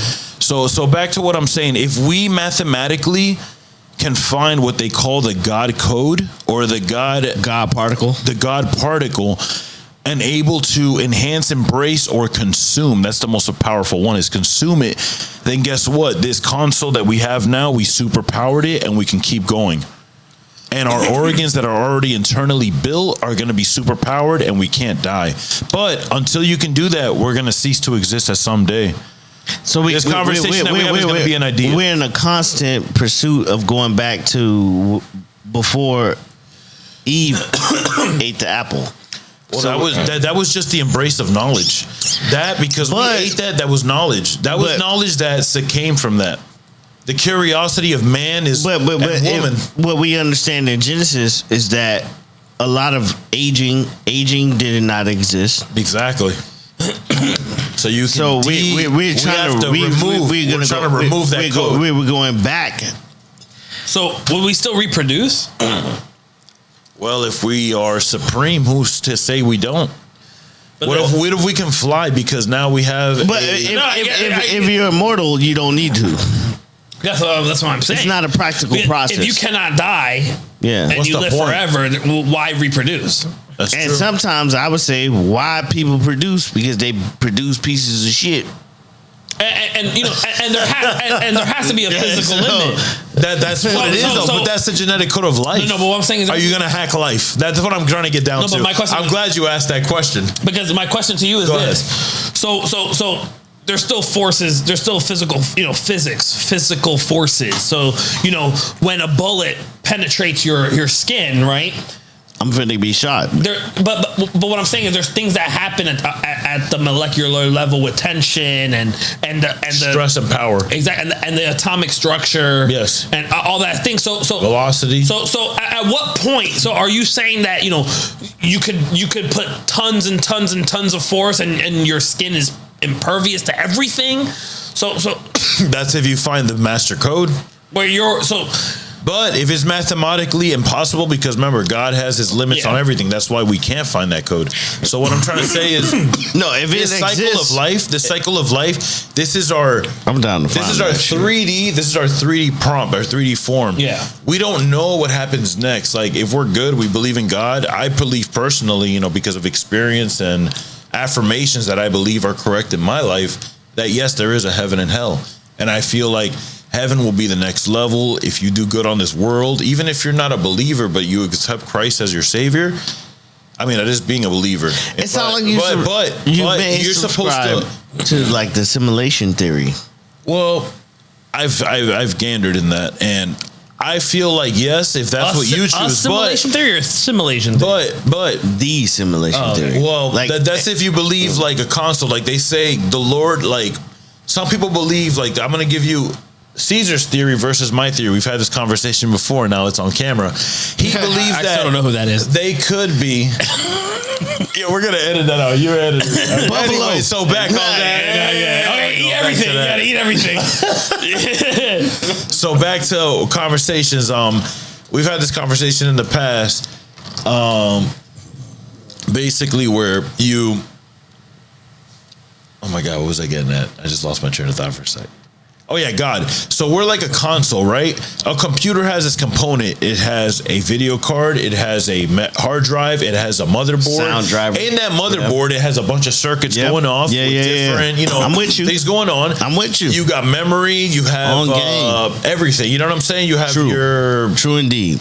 So that's what we are. And it's like some people believe, like, you know, I've had this conversation with a friend of mine who's not a believer, to say. And he says that if you're a micro, you know, like me, you think that me as a god of my own body, I'm gonna be like, hello, little cell. I care about your body. I care about you, and I want you to do well. But if you think about it collectively as a human being, if you put good things in your body and you strengthen your body, yes, you do. Because if you work out every part of your body, you're only gonna be your optimal level. If you put shit into your body, I'm sorry, but you're going to be shit. If you put good things in your body and you give yourself the right nutrition, you'll be at your optimal level. You'll feel better. You'll be in a more positive state. It's all about what you do literally in everything, in life, in food, and just as a whole. My bad. I got kind of. Are you ready on that one? That's one of the topics, right? Good habits. Yeah, good habits. Yeah. So no, it's exactly what. So you gave it a prestiged concept of what I think that to gain godlyhood is what we probably want, because we all want to aspire to be God. What? Right? No, I don't think. Aspire to be. Oh, okay, yeah. I guess to aspire his image or whatever, to be a version of God. We were created your best version, your optimal version. Optimal version. Your max potential. You know what? I was on a walk today. I was walking. I do like 5K miles every day in the morning, like 6, 7. 5K miles, so 5,000 miles, or a 5K, which is 3 miles. Is 3 miles. Oh, okay. Yeah. I'm fucking with you. What is wrong with this? You said 5K mile. I'm like, damn, 5,000 miles. I completed shit. You know, man, bitch, y'all made me Buffalo like 3 times. And you get the, We know what you meant. You know what the fuck I meant. So, and I told him,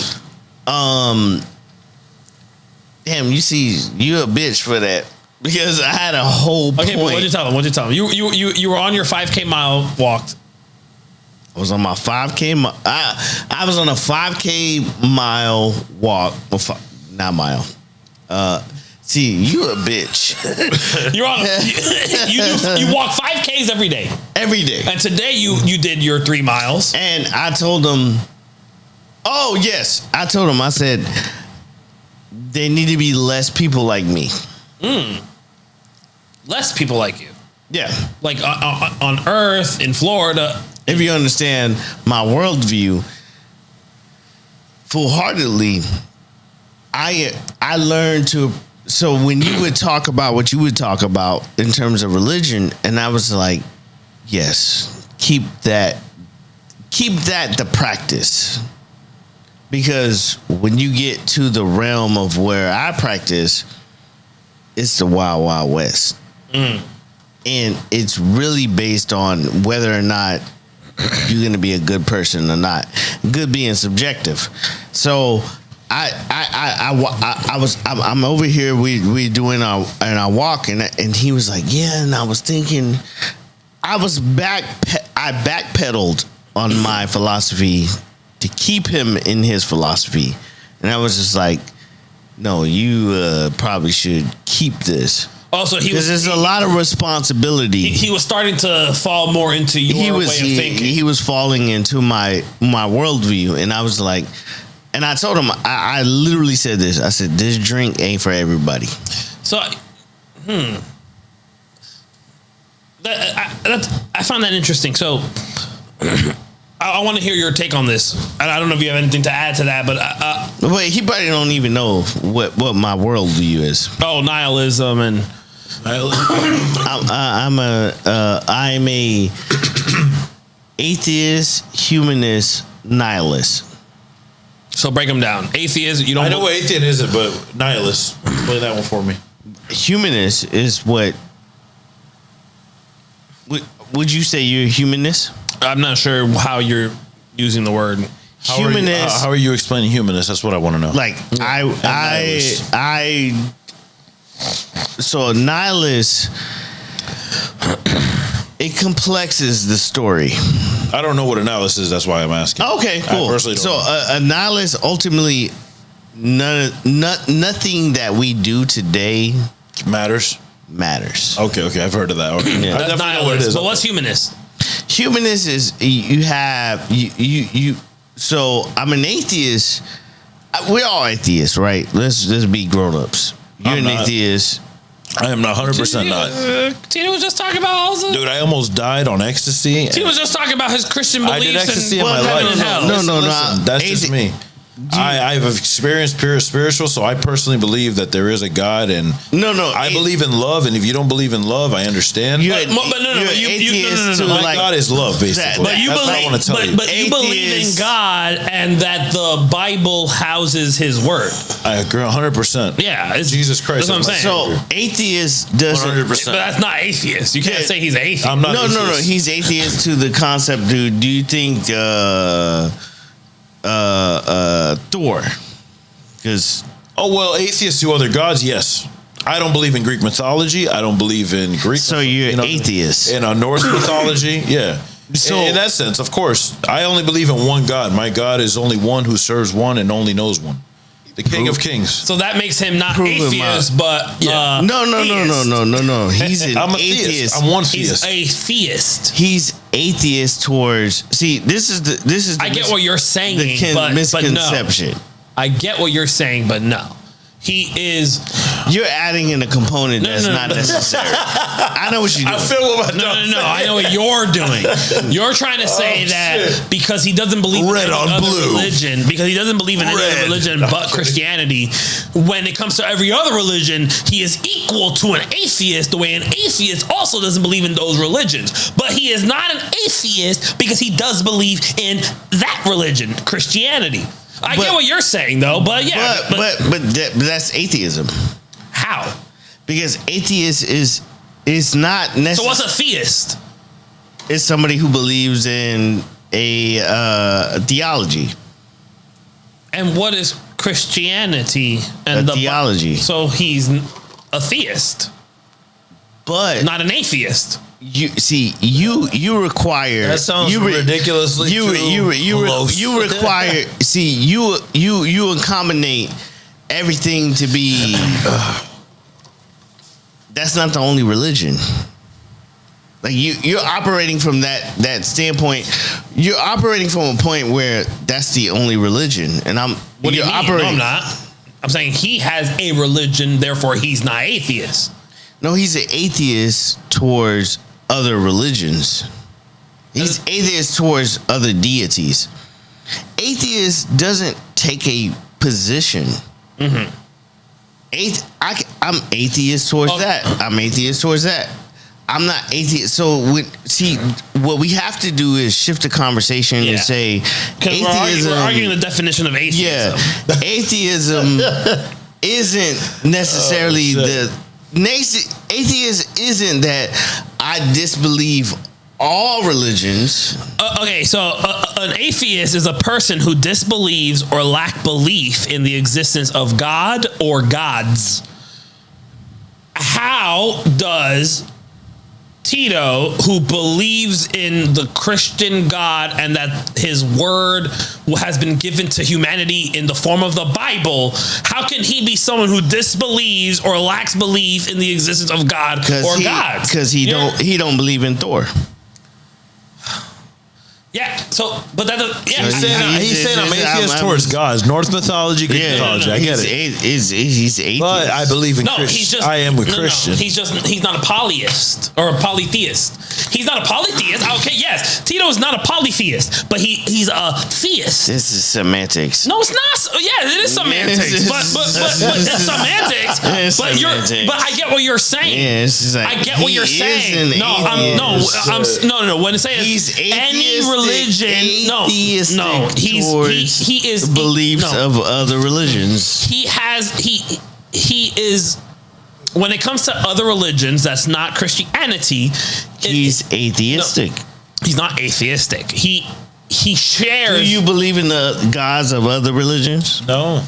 Only my God. Read that definition again. Okay, I will, because you're not helping yourself. Read that definition. Atheist, a person who disbelieves or lacks belief in the existence of God or gods. He does not lack belief in the existence of God. He shares. He shares. Tito shares. You're gonna prove my point. No. So Tito shares the disbelief that atheists share when it comes to Norse mythology, when it comes to Greek gods, when it comes to Islam, when it comes to Buddhism, when it comes to Hinduism. So he's atheist. No. I said he shares the disbelief in those other religions. But what differentiates him from an atheist is that he believes in the Christian God. He could be a flawed atheist, but he's an atheist. No, you lost this one. It's okay. We're beating a dead horse. So we're gonna close chat on the chat dating. Wait, did you never make? You brought this up. You never actually made your point with what? How do you feel about AI with dating? I'm looking for my wife.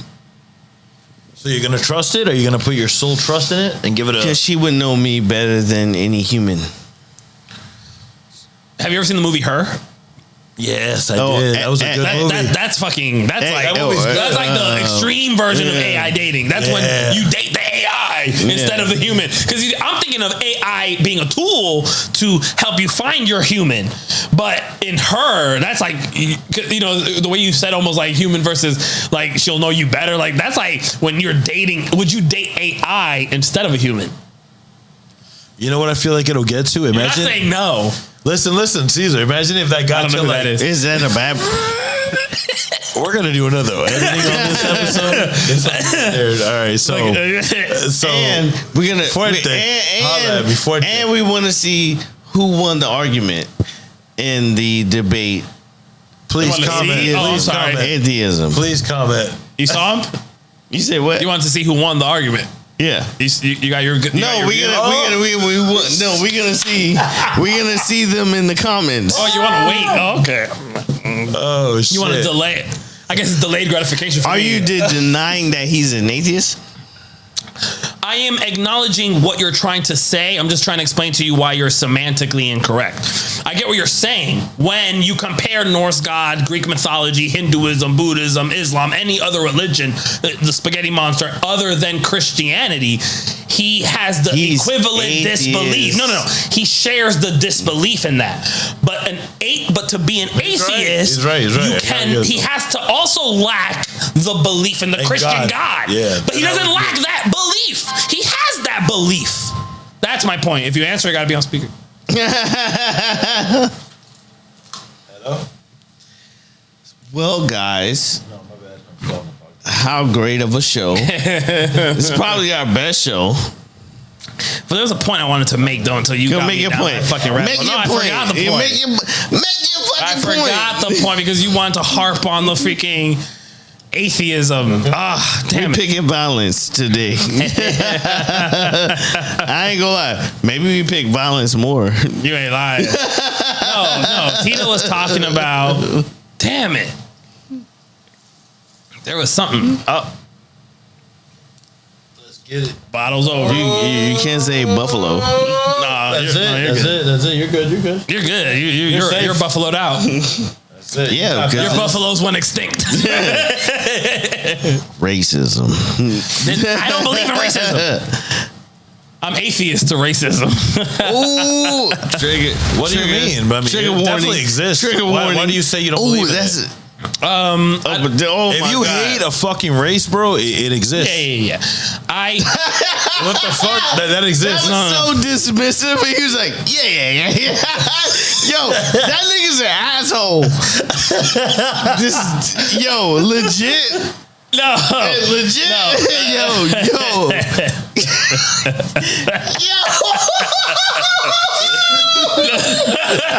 So. It's like, Shut up. No, never that. We'll watch it back. No, this. Dímelo, explícamelo, mano. When I say I don't believe in racism, that's shorthand for This nigga's insane. that is shorthand for although racism technically exists in a fringe minority of people in the year 2023, there's a fringe minority of people that have He killed me. a hatred to other races strictly based on their race. I do not believe that. I don't like crazy white people. I don't believe crazy that liberal there's whites. this thing called racism that stops people of certain races Like Antifas. achieving their dreams in America. I don't like Antifas. So, last part. I don't believe that that thing called racism that does exist in a fringe minority. Yeah. I do not believe that in the year 2023, with the advancements in society, I do not believe that there is a level of racism that exists to which a person of a particular race is hindered from achieving their dreams. Well, no, that's yes, but it's called it's called the shit, bro. Holy shit. Damn. So, in short, I just say I don't believe in racism. But yes, obviously, technically, there's some dumbass white boy or a black guy or a Hispanic person that feels a certain way. or But transgender. Do I think that somebody born in America, because of their race today, their race is going to hinder them from XYZ? I don't think so. I don't believe in that.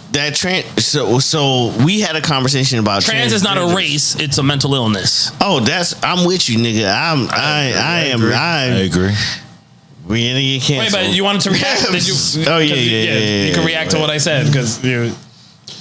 And then You just said, "Holy shit!" You want to give yourself a bomb? Get yourself a bomb. I did give myself a bomb. Come back. No, go ahead. Keep going, bro. No, I finished. I was just saying. Keep building. I was just saying that I don't believe that I understand racism exists technically. Yes. Like technically you can have hatred towards someone just based on their race. But when I say it doesn't exist, I mean that racism does not exist to the extent that due to your race, you're in America, you're hindered to your in America. That's true. And that's why I got to stop you there because, even in South America, believe it or not. Yes, I will say I will agree with you. I will say in America. I will say yes. That's included in my because there's still slavery happening in the world. Yes, believe it or not. Yes. I will say in America. I don't believe that. I don't believe in that India's in America. Class more than the caste system and everything. Yeah, but why you don't want me to come see the fight, man? That's fucked up. Tomorrow. You have an event at the time that the fight start. That's a good one right there. That's just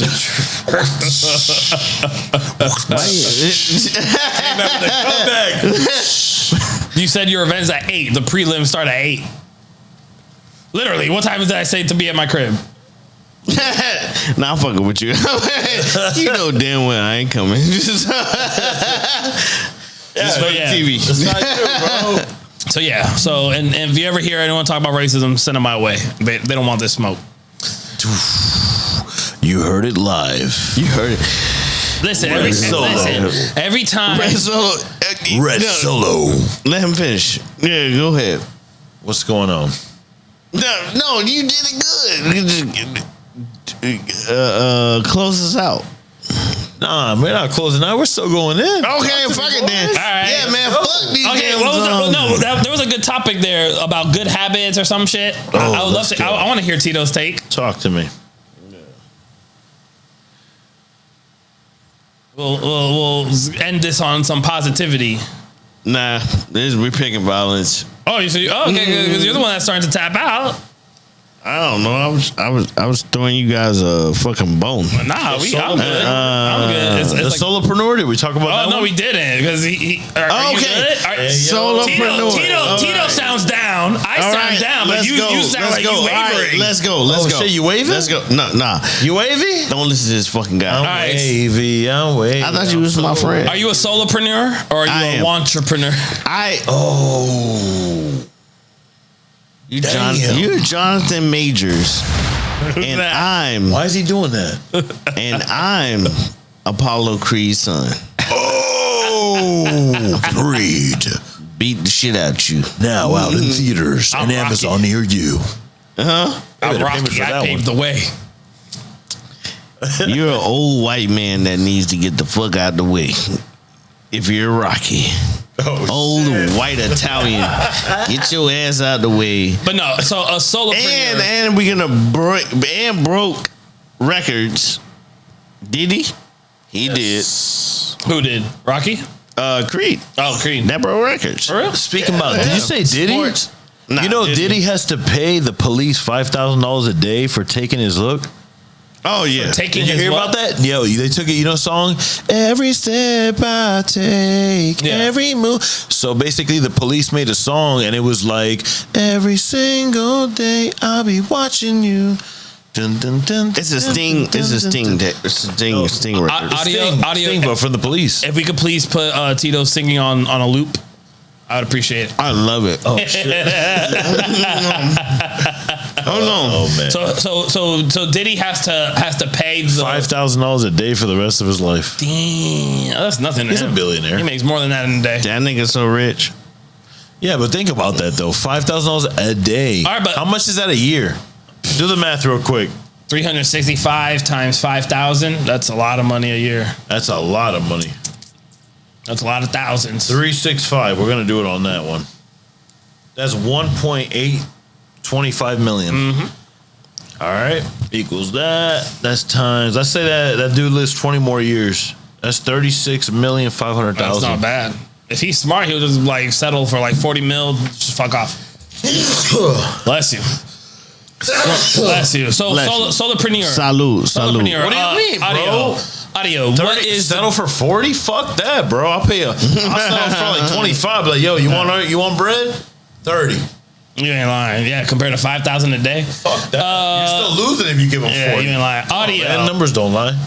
Solopreneur. I've never heard that phrase before. That particular term. What is a solopreneur compared to an entrepreneur? Everyone's heard of entrepreneur. A solopreneur is somebody who can operate a business without employees. You're an entrepreneur when whatever your business model is requires you to have employees. If your business model exists in a way where you don't have to hire employees, you're a solopreneur. Ultimately, I mean, in layman's terms. But what about if you're doing all the work yourself? That's Say you have 5 businesses and you're doing all the work all night. You're grinding 10 hours a day working. Then you're a solopreneur. Or 12 hours. That's That's a shitty solopreneur, right? Well, no, because What would you feel? What would you feel? I did some research on this, and so a solopreneur, you can still delegate, and you can still hire contractors. You can still work with others, but the difference between a solopreneur and an entrepreneur, from what I gathered, is where as a entrepreneur is more so building up a team of people to run a business, where then the business kind of runs without you. Yeah. And then you kind of go off to another endeavor. Yeah. Whereas a solopreneur, it's all you. You are the show. It's, and what I'm finding, because of technology, speaking honestly, and some of my partners, I hope they don't watch this. If you're gonna do copyright, Yes. if you're gonna do things in the space, it's like I tell people all the time. I was like, I'm a one-man marketing agency. I don't really need you. I showed somebody today. We were producing a coffee table book. I don't know if you guys are familiar with that. Yes. If you go into the doctor's office, those books. And so I've seen, for example, Ferrari's coffee table book, and these books are thousands of dollars. Exactly. Weird. Hundreds of dollars, thousands of dollars. I'm being careful here. I showed him, because he came to me because I'm a photographer, and he was like, if we could just take pictures of, black women and pushing a particular narrative. Yeah. And I was just like, I could do that without taking the picture. And it's all good. If you don't know, now you know. Nigga. And he sat here and he was like, Hey. Yeah. I think technology will push out the photographer. Technology is going to push out anybody in the creative space. If you don't know, I beg to differ. I'll tell you why. But go ahead, please. I would dare the average user to tell me the difference. All right, so I'm going to give it to you an aspect. I've seen every single AI picture, and every one has a certain glare that natural cannot captivate. For now. That's a fact. But no, I'm this is where I can come in. Photoshop it? No, you didn't approach the AI in all right. Wait, no. Specific wording, or what do you mean? In the prompt, light diffusion. Teach it the science of physics. Okay, so if it can you pull one up? Can you pull one up live? Can you pull one up that we can put in the corner here? Can you pull one up for Tito to look at to see if what he thinks? I did, but he didn't go up and look at it. Oh yeah. That one right now. All right, walk up to that. Walk up to that and tell me. Remove your glasses and tell me, is that a real place or is that completely AI? No, I saw that as like an animated thing. Even when I first looked at it. Okay, I got you. When I first looked at it. Hold on. All right. And I'm being truthful. It doesn't look into like... Into the mic. My bad. Back at it. All right, so what we're looking at, you'll be. This is like fair game. You're able to put this PIP, right? All right, walk up to that. Walk up to it. Walk up to it real quick, and just walk up to it real quick, and see how it compares to the history or your history of viewing these photos. All right, so right now Tito is looking at a picture of an African American woman. From this distance, I am about. Why I gotta be African? I am about 5 yards away, and from here it looks like a photograph that he took earlier today in Woodwood. All right, to me, it looks like he took a picture of a real. All right, here is my opinion. Oh shit! Damn. All right, my bad. Party foul for the second time. All right, so from my experience of watching this is, I feel like it is a real person, but they use filters. You know what I'm saying? Like those Instagram or those. Yeah. Okay. We that's what it looks like. Yeah. So it looks But that's real. what I think. So if we weren't having this conversation, right, and I told you that she's coming to join us on the podcast, would you have said, "No, that's bullshit. That's AI"? No. I would say, okay, that's a girl with filters. That's a girl with filters. Every girl. What girl doesn't have filters? But hold on. But I would say like it's like a real cartoony filter. Like if you were to show me like a few pictures, I'd be like, oh, you guys using the same thing? I'm gonna go look at this. No, look at it. Seriously, look at it. If you showed me like 10 pictures of that same thing and you're like, oh, it's only you're using a certain software, and tell me otherwise, Caesar. I don't know who that is. Fuerte, dímelo, Fuerte. Ay, Dios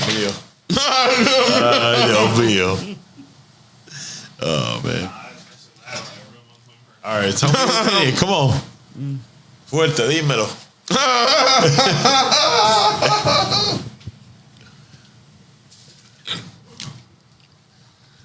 I'm gonna say Tito is biased.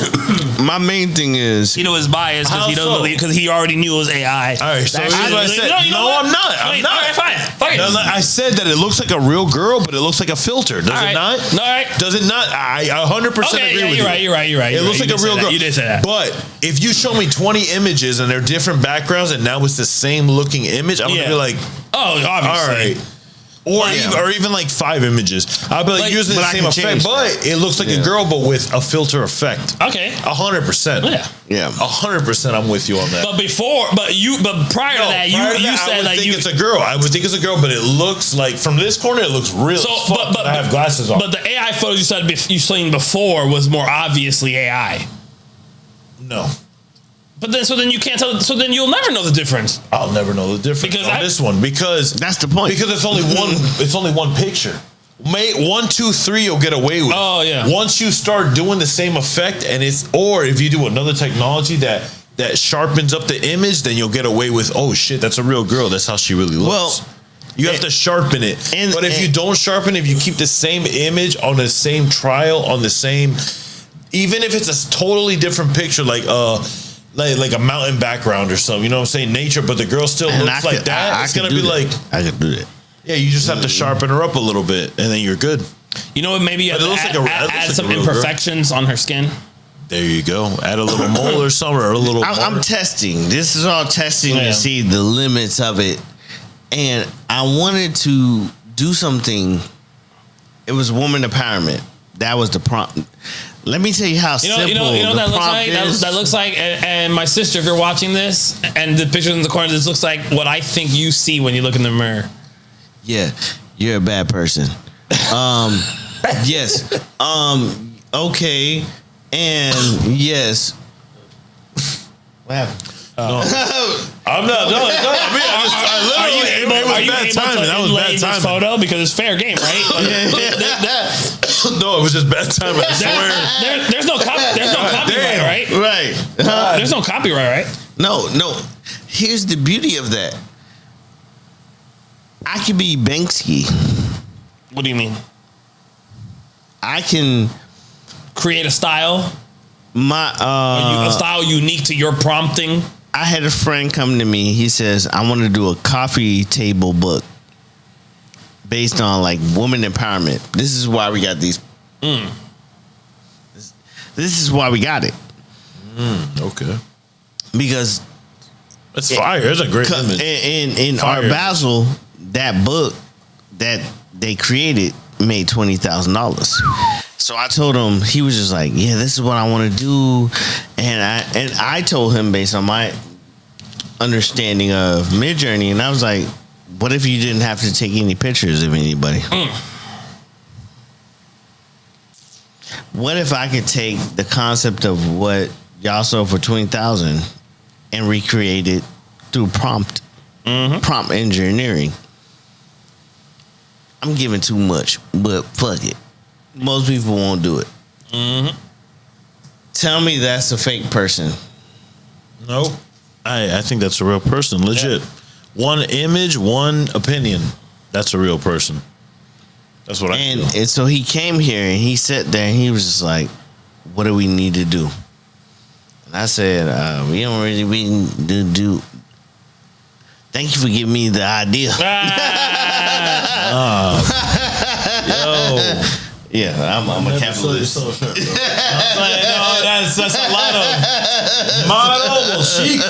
Will she cost? Come on, G. Thank you, buddy. That's what they pay $20,000 for that book. Oof. I'm gonna make that book. You ain't lying. Oh. Hey, I'm just joking. Hey, yo, because he's gonna watch this. It's Tino. Oh, it's his idea. I'm fucking around. You know we gonna do it together. Yeah, somehow, some way. You've been good at Red Solo Talk. We'll see you again. Yeah. I ain't like how you did that. What? I said we'll see you again here. All right, yeah, because it just seemed genuine. Well, I'm always there's nothing not genuine about me. What are you talking? Just smile. That's true. That's smile. Just stop smiling. Just smiling is a good habit that I have. What good habit? Good habits. One of my good habits is smiling. Smiling. I don't know what the topics are. I don't know. Yeah, 100%. Oh, your phone died? No, but we diverted a long time ago. No, I remember there was one that was like talking about good habits, and I was curious what inspired you to come up with that topic. And you know what I'm talking about? Good habits. There's someone like what? Huh? Topics. Yeah. Oh. You weren't inspired by anything in particular. Where'd they go? Who got them? What? The topics. I got him. We fucking suck. It's just, hey. Yeah, but my phone just tried me. He's like ready to work out. Should probably see like, yeah, you've been sitting on your ass for the last few hours. Okay. If when the rest of the world decides not the U.S. dollar as a standard. No, we already went on that one. Yeah, we talked. It's like towards the last one. What's the last one? What's the last one? Are there any real green? Oh, are there any real initiatives that you believe in that are that actually work? So in 2024, there's an article that says all cars are carbon recapture. I think the only green initiative that makes sense that would work is carbon recapture technology. I think Please explain to us. Dumb it down for us simple users. Us laymen, us dummies. So the biggest concern with pollution, from my understanding, is the carbon. What is it? Carbon dioxide, carbon dioxide. Carbon monoxide is what the engines do. So it's the carbon monoxide then, I guess. Yeah. That's the carbon monoxide that's released when you burn fossil fuels or whatever. Exactly. Emissions. Exactly. So carbon recapture technology is the technology where it captures that carbon instead of putting it out into the atmosphere and putting it to good use. So repurposing the things that we frown upon that causes us fear for the environment, we repurpose that into a positive. And I think that is an initiative that makes sense. So green technology that actually does that particular function. Yes. Repurposing things that we're already doing. Don't like. Exactly. What are as far as like solar? What give me an example of what we're doing as a society. There's like coal plants that have like these scrubbing filter technology that, the white smoke you see out of factories, that's not actual pollution. That's water vapor, because they've pretty much gotten the majority of that shit filtered out already. Damn. 100%. You read my mind. Hostess that know the mostest. Green initiatives? Yes. What are your thoughts on green initiatives? My thoughts on green initiatives is that we need to have more green initiatives, things that are green. And what about you, Tito? Things that are green. If you ain't smoking, you ain't talking. Oh, shit. The green initiative, bro. Listen, I'm all about green initiative, bro. Everything. As long as it doesn't debunk us as a society, I'm all for it. Because we got to take care of the world. We can't keep throwing our trash away in the ocean. Yeah. That's not us. That's China. No, it's everybody, bro. It's mostly China. Dude, you know how wasteful America is? Have you seen how much shit they throw away just in Walmart that they can't sell? Yeah, but we have our landfills. We're not. No, we don't. We're not contributing that much. Yes, we do, bro. The average, dude, just society alone in just South Florida, bro. I promise you, we produce so much fucking garbage. Waste. Dude, a lot of people don't recycle boxes. So much trash is produced every fucking day, bro. And if they can't landfill it, bro, they got to throw that shit away somewhere. Yeah. So I would like a politician that, to my ignorance, who is more forward thinking about technology and how to fix some of these problems. I feel like you're saying you want Manny and Fuerte to run for president. Oh shit! I'll vote for him. You got my vote. I'll vote for him. As long as he brings up Red Soul Talk. You ain't lying. But the only way I'm gonna become president is if if I exhibit personal growth and succeed in life. Which reminds me, what are the most essential personal growth habits for success? Cut off everybody that's a distraction. I read that somewhere. hold yourself wholly accountable for whatever happens to you. And nobody cares about you, so you need to save yourself. Nobody's coming to come save you. Yeah, And I mean, it's just a long list of shit. Yeah. But the most important is like, yes, So- if you want to change your situation. So so the question is habits, personal growth habits. What habits? Yeah, like you know what I did today? I called everybody besides y'all, and I said y'all not gonna have contact with me. For real. You called who? People. I looked at my call log, and the people that were most like repetitious, repetitious. Time wasting. Yeah. I called them and I said, "You're not going to be able to get in touch with me for the next week." We've been spending too many minutes on the phone. Yeah. You have to self-govern. Here's the problem. Everybody wants to be a Fortune 500, but never ran a Fortune 500. So you have to execute certain. I'm learning systems and automation. So there's particular systems that you have to implement. It's all on your goal, right? So most people will be like, I want to start a company, and I'll be like, that's the last thing I want to fucking do. I want to get money. If there was so when people be like, they hate on like, the concept of like, oh, that's a get rich scheme. I'm in the pursuit of finding the get rich scheme. The get rich quick scheme. Yeah. Because that's the real goal. Get rich very fast and not have to execute or exchange and reciprocate in energy, kinetic energy. I learned the game like this. You don't win the game when you're exerting too much energy. Something's wrong with your system, right? So let's get down to the finances and money, how money works. Money, if you know how to leverage your money. So let's say you want to get into a high ETF, right? ETF? I think it's ETF. Something that yields high interest rate.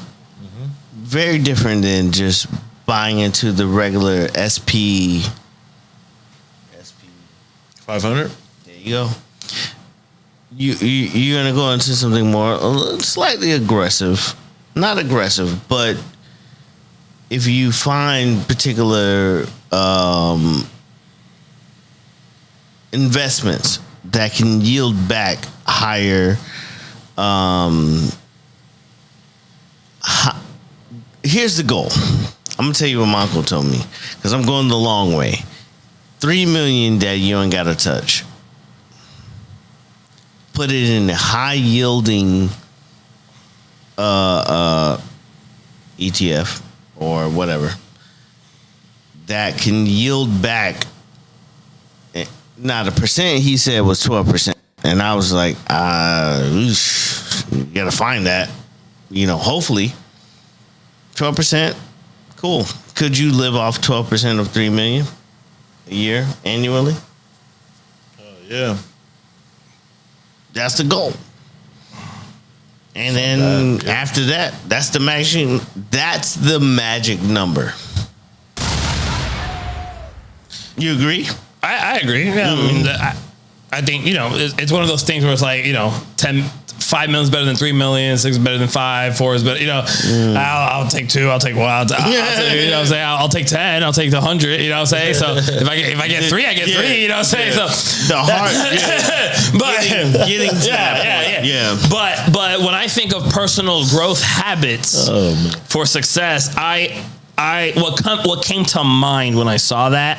You're right. When it comes to habits for personal growth, personal. No, but growth. for me, anyways, when I think of personal growth habits, I think of habits.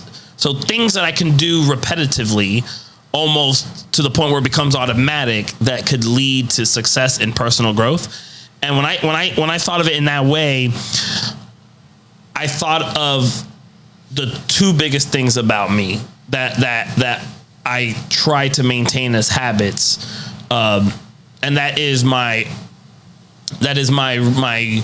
rule of probability and my desire to find where I'm wrong.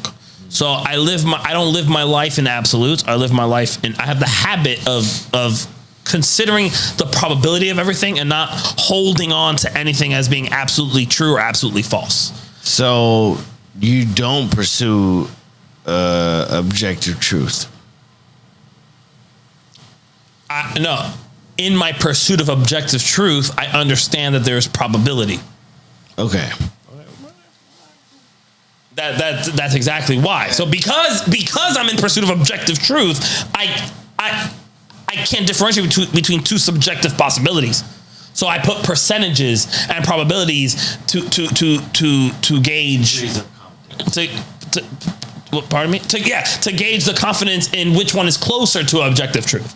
Yes. And then the other thing is I always he'll be at my wedding. That's why I always seek where I'm wrong.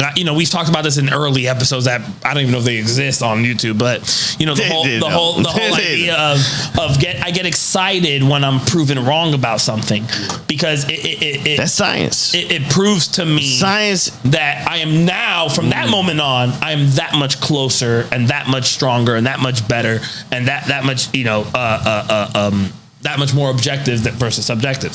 And when I meet people that don't do what I don't aspire to, don't live by that. When I meet people that don't understand that you should look where you're wrong instead of try to find where, instead of trying to force yourself to be right, embrace being wrong, because that's part of growth, which is what we're talking about here. I realized that that's more rare than I thought, and so those habits right there. So what you want me to bring tomorrow for the fight? Whiskey. We're short on. No, actually, Clase Azul. I'm trolling. We're expecting Clase Azul tomorrow. So yeah, so just to bring it home. Having good healthy habits in your inner dialogue. Man, to me are the most important habits for personal growth. It's the habits in your inner dialogue. Whether in my case that's the conversation of are you aware? Yeah. So exactly. So self-awareness through that inner dialogue of where are you right, where are you wrong, why do you think what you think? Emotional intelligence. Exactly. Yeah. So save the best for last. Hear that? No, I'm saying save the best for last.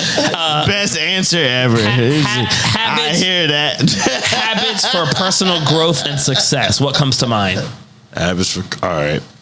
Like he said, you got to drop everything, all distractions around you, whether it be friends, partying, family gatherings, or just shit that you just got to cut out that's just sidetracking you from your main goal, whether it's get money, open a business, or just learn something, new entrepreneurship. Everything in life is, a sacrifice. If you work a 40-hour job a week, 50-hour job a week, you have that time that's already dedicated to that profession. If you believe in your idea strong enough and you can give up that profession, you have a little money saved and you can pursue and you're going to succeed, whether it's opening a restaurant, pursuing a new profession, or just any idea that you think is going to make you money from aside what you're doing right now, then go for it. You know what I'm saying? That everybody has their trust number of how much money it'll take for them to survive for a year or two. I listen to a lot of financial advisors. If you need to save perhaps your bills every month at $3,000, that's with fund money, rent money, car money, gas money, everything accrues to living expenses. Operation Say all your bills collectively on your credit card statement. You put everything on your credit card. $2,500, you want $3,000 saved. $500 for always flex money. So if you save that for a year or two, $3,000 times 10, that's what? $30,000, right? Yeah. So in a 12 years time, that's $36,000, $72,000 for 2 years. You say $72,000, you have that in the bank. You have an idea, you have something you want to do, but you have the money to invest and allow yourself to have bill money for at least 2 years. You can do it, whether you want to go backpacking in Europe or you want to just explore. But you have to have enough money to succeed yourself and to explore that idea, whether it be making more money or finding yourself. Oh God. And that's what I'm saying. Oh God. Shit. Find your number, find yourself, because guess what? You only have one life, and if you don't explore and find what you really want in life, you're never gonna know. And if you really want to shit on people, turn up. And turn up. No, it's not even shit. Just do you. Don't ever worry. I don't care if you're at the lowest of your life, if you're at the midpoint, or if you're at the highest point, you're always going to have somebody, whether you know it or don't know it, hating on you. The more you expose yourself to social media, people are going to hate on you or love you more, but mostly it's hating, even if they say like... The more there's a lot more negative. The more haters that you have, the more successful you are. No, that's fine, but even if you were not, like, all right, I'm going to put it this way. The owner of Warner Brothers, do you really see him on the news? No. Not at all. No, exactly. Exactly. He's behind the scenes, but he's richer than all the actors you see, right? Exactly. So Shaq is wealthy. It's not a signs his check. No, but he's famous. But he's famous. The signs his check is wealthy. No, Shaq is wealthy too. No, I mean it was the Chris Rock joke. Exactly. The Chris Rock joke where it's like the celebrity. LeBron James is famous, right? Yeah. And he's rich, but who's the owner of the Lakers? I was making. I can't say his name off the top of my head. I'm sure people know, but it's just that joke. I was making a small joke. Yeah. You guys know how to suck the fun out the goddamn thing. You guys fucking suck. Goddamn. Can I poke some jokes? When Tito, when you were talking about you were talking about the habits for success, I was thinking in my mind. Yes. I was thinking sacrifice. Yes. Because absolutely. Yeah. In the green room talk, you were mentioning how you were working out 5 days a week. Yes. And you've been doing that for a while now. But there were times where you weren't working out 5 days a week. Yeah. So still 24 hours in a day. Mm-hmm. What did you consciously have to sacrifice in order for you to now consistently be going 5 days a week? All right. So, I mean, I typically work 4 days a week, 4 or 5 days a week. I pretty much work like 3 days a week. I mean, I still have things that I do in between time, personal. But I just made sure that my health was a priority. Because you only get one life, and if you take that's what I was at. That's what I was looking for. Your health. But my question is this: the unmoving motivation. No, the week before you worked out 5 days. Mm-hmm. You did something during that time. So what did you not do the week that you did work out 5 days? Took care of business. I basically said, I'm going to take care of myself and then I'll take care of business. Whether it be running an errand, whether it be Uber Eats, whether it be... What was the unmitigating that... Because I've been in that experience, right? Yeah. Where you just have this transformational experience where you're like, I'm not going to do this no more. Where you become militant. Well, it's not about doing anything anymore. It's just about, I'm not going to say that I gave up anything. If anything, I just added that to my schedule because guess what? It's saying, do you watch less TV? Do you scroll less on Instagram? Less phone time, definitely. Because you can stay on your bed waking up, be on the phone for an hour or two on your day off, or say you wake up early, you just can't go to sleep, and you have to work at 12, you wake up at 8 in the morning, you're on the phone for like 2 hours.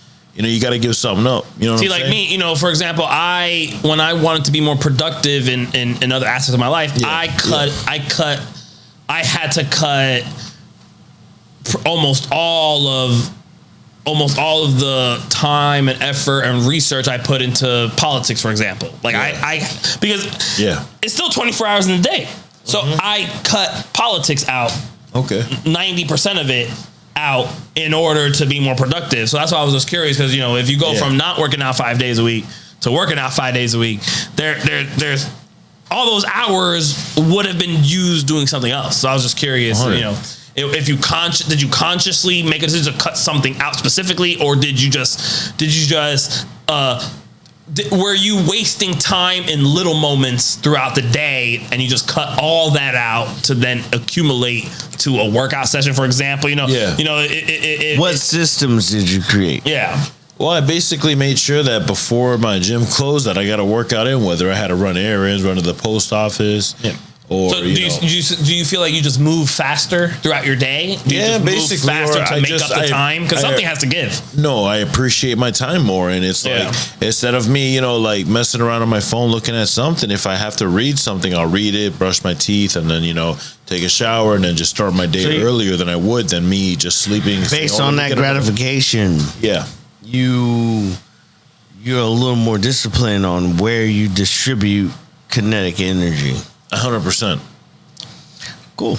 Yeah. I mean, you have to. I mean, literally, it's like people say, oh, take your vitamins every day, but what else are you putting into if you're sitting at a desk job or if you're sitting at a stagnant stand-up job? You know what I'm saying? Like, you have to take an initiative, and at least, they say 20 minutes at a minimum. I say an hour.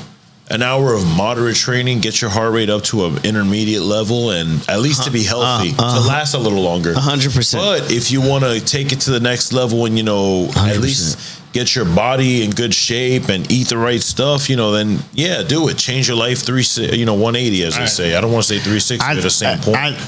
There's something that is transformational when you decide to pursue the journey of changing, because I've done it a number of times. Me too. I was just gonna say that. Yeah, it becomes hypnotic almost. Like you get in a trance where it's like, here's a cupcake. It's not hard for you. It becomes second nature. Yep. It's a state of mind that's closest to theta, or closest to what I would say the flow state. You know, where it's just like, people be like, is it hard to do? And it'd be like, it ain't really hard to do.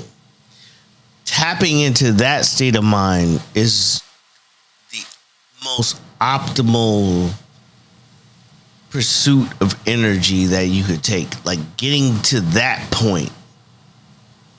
Because we've done it. I've done it like a number. You know what?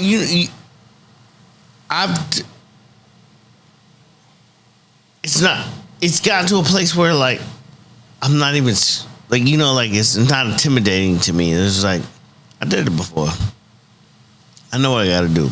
For me, it's keto and, you know, getting into certain states of dietary plans and being super hyper strict. You know, I've been picking violence lately. You know, but I know that I could zop back into that state of mind where it's just like, for me, the better question is how you maintain motivation when motivation is fleeting.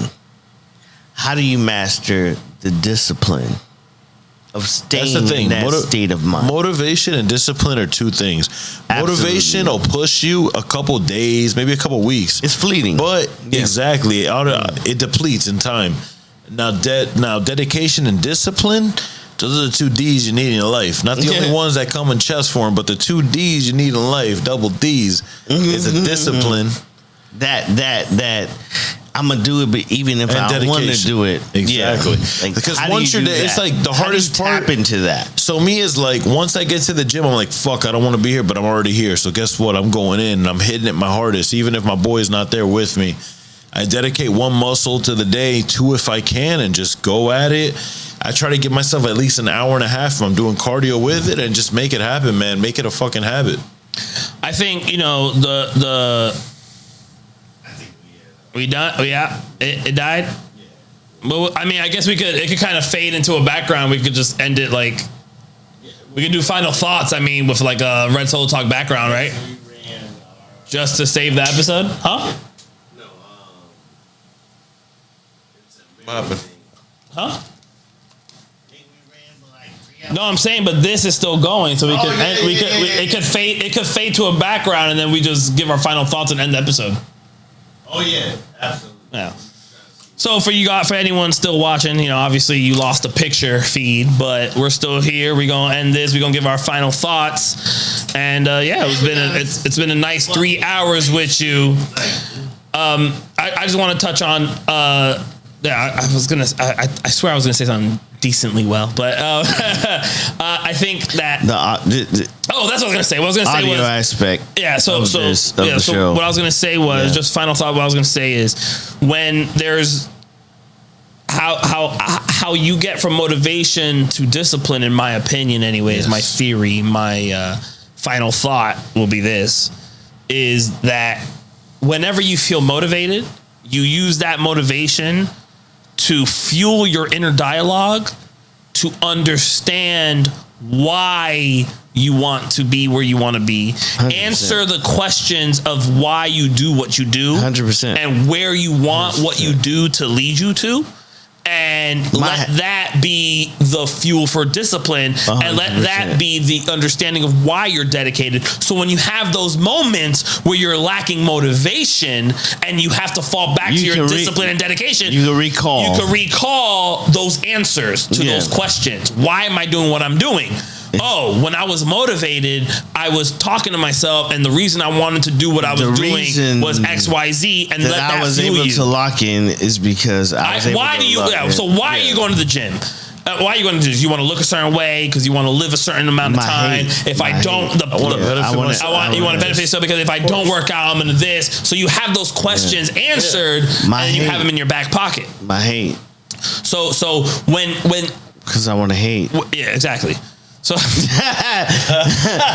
was just like, your inner, and I was just, in my opinion, you know, when all your friends have a version of you, and your coach has a version of you, and your coworkers have a version of you, and your parents have a version of you, the true version of you, in my opinion, is that inner dialogue version. The one when you speak to yourself, when you look at yourself in the mirror and you face yourself, when you're in the shower, when you're So we all know, like, you know the real you.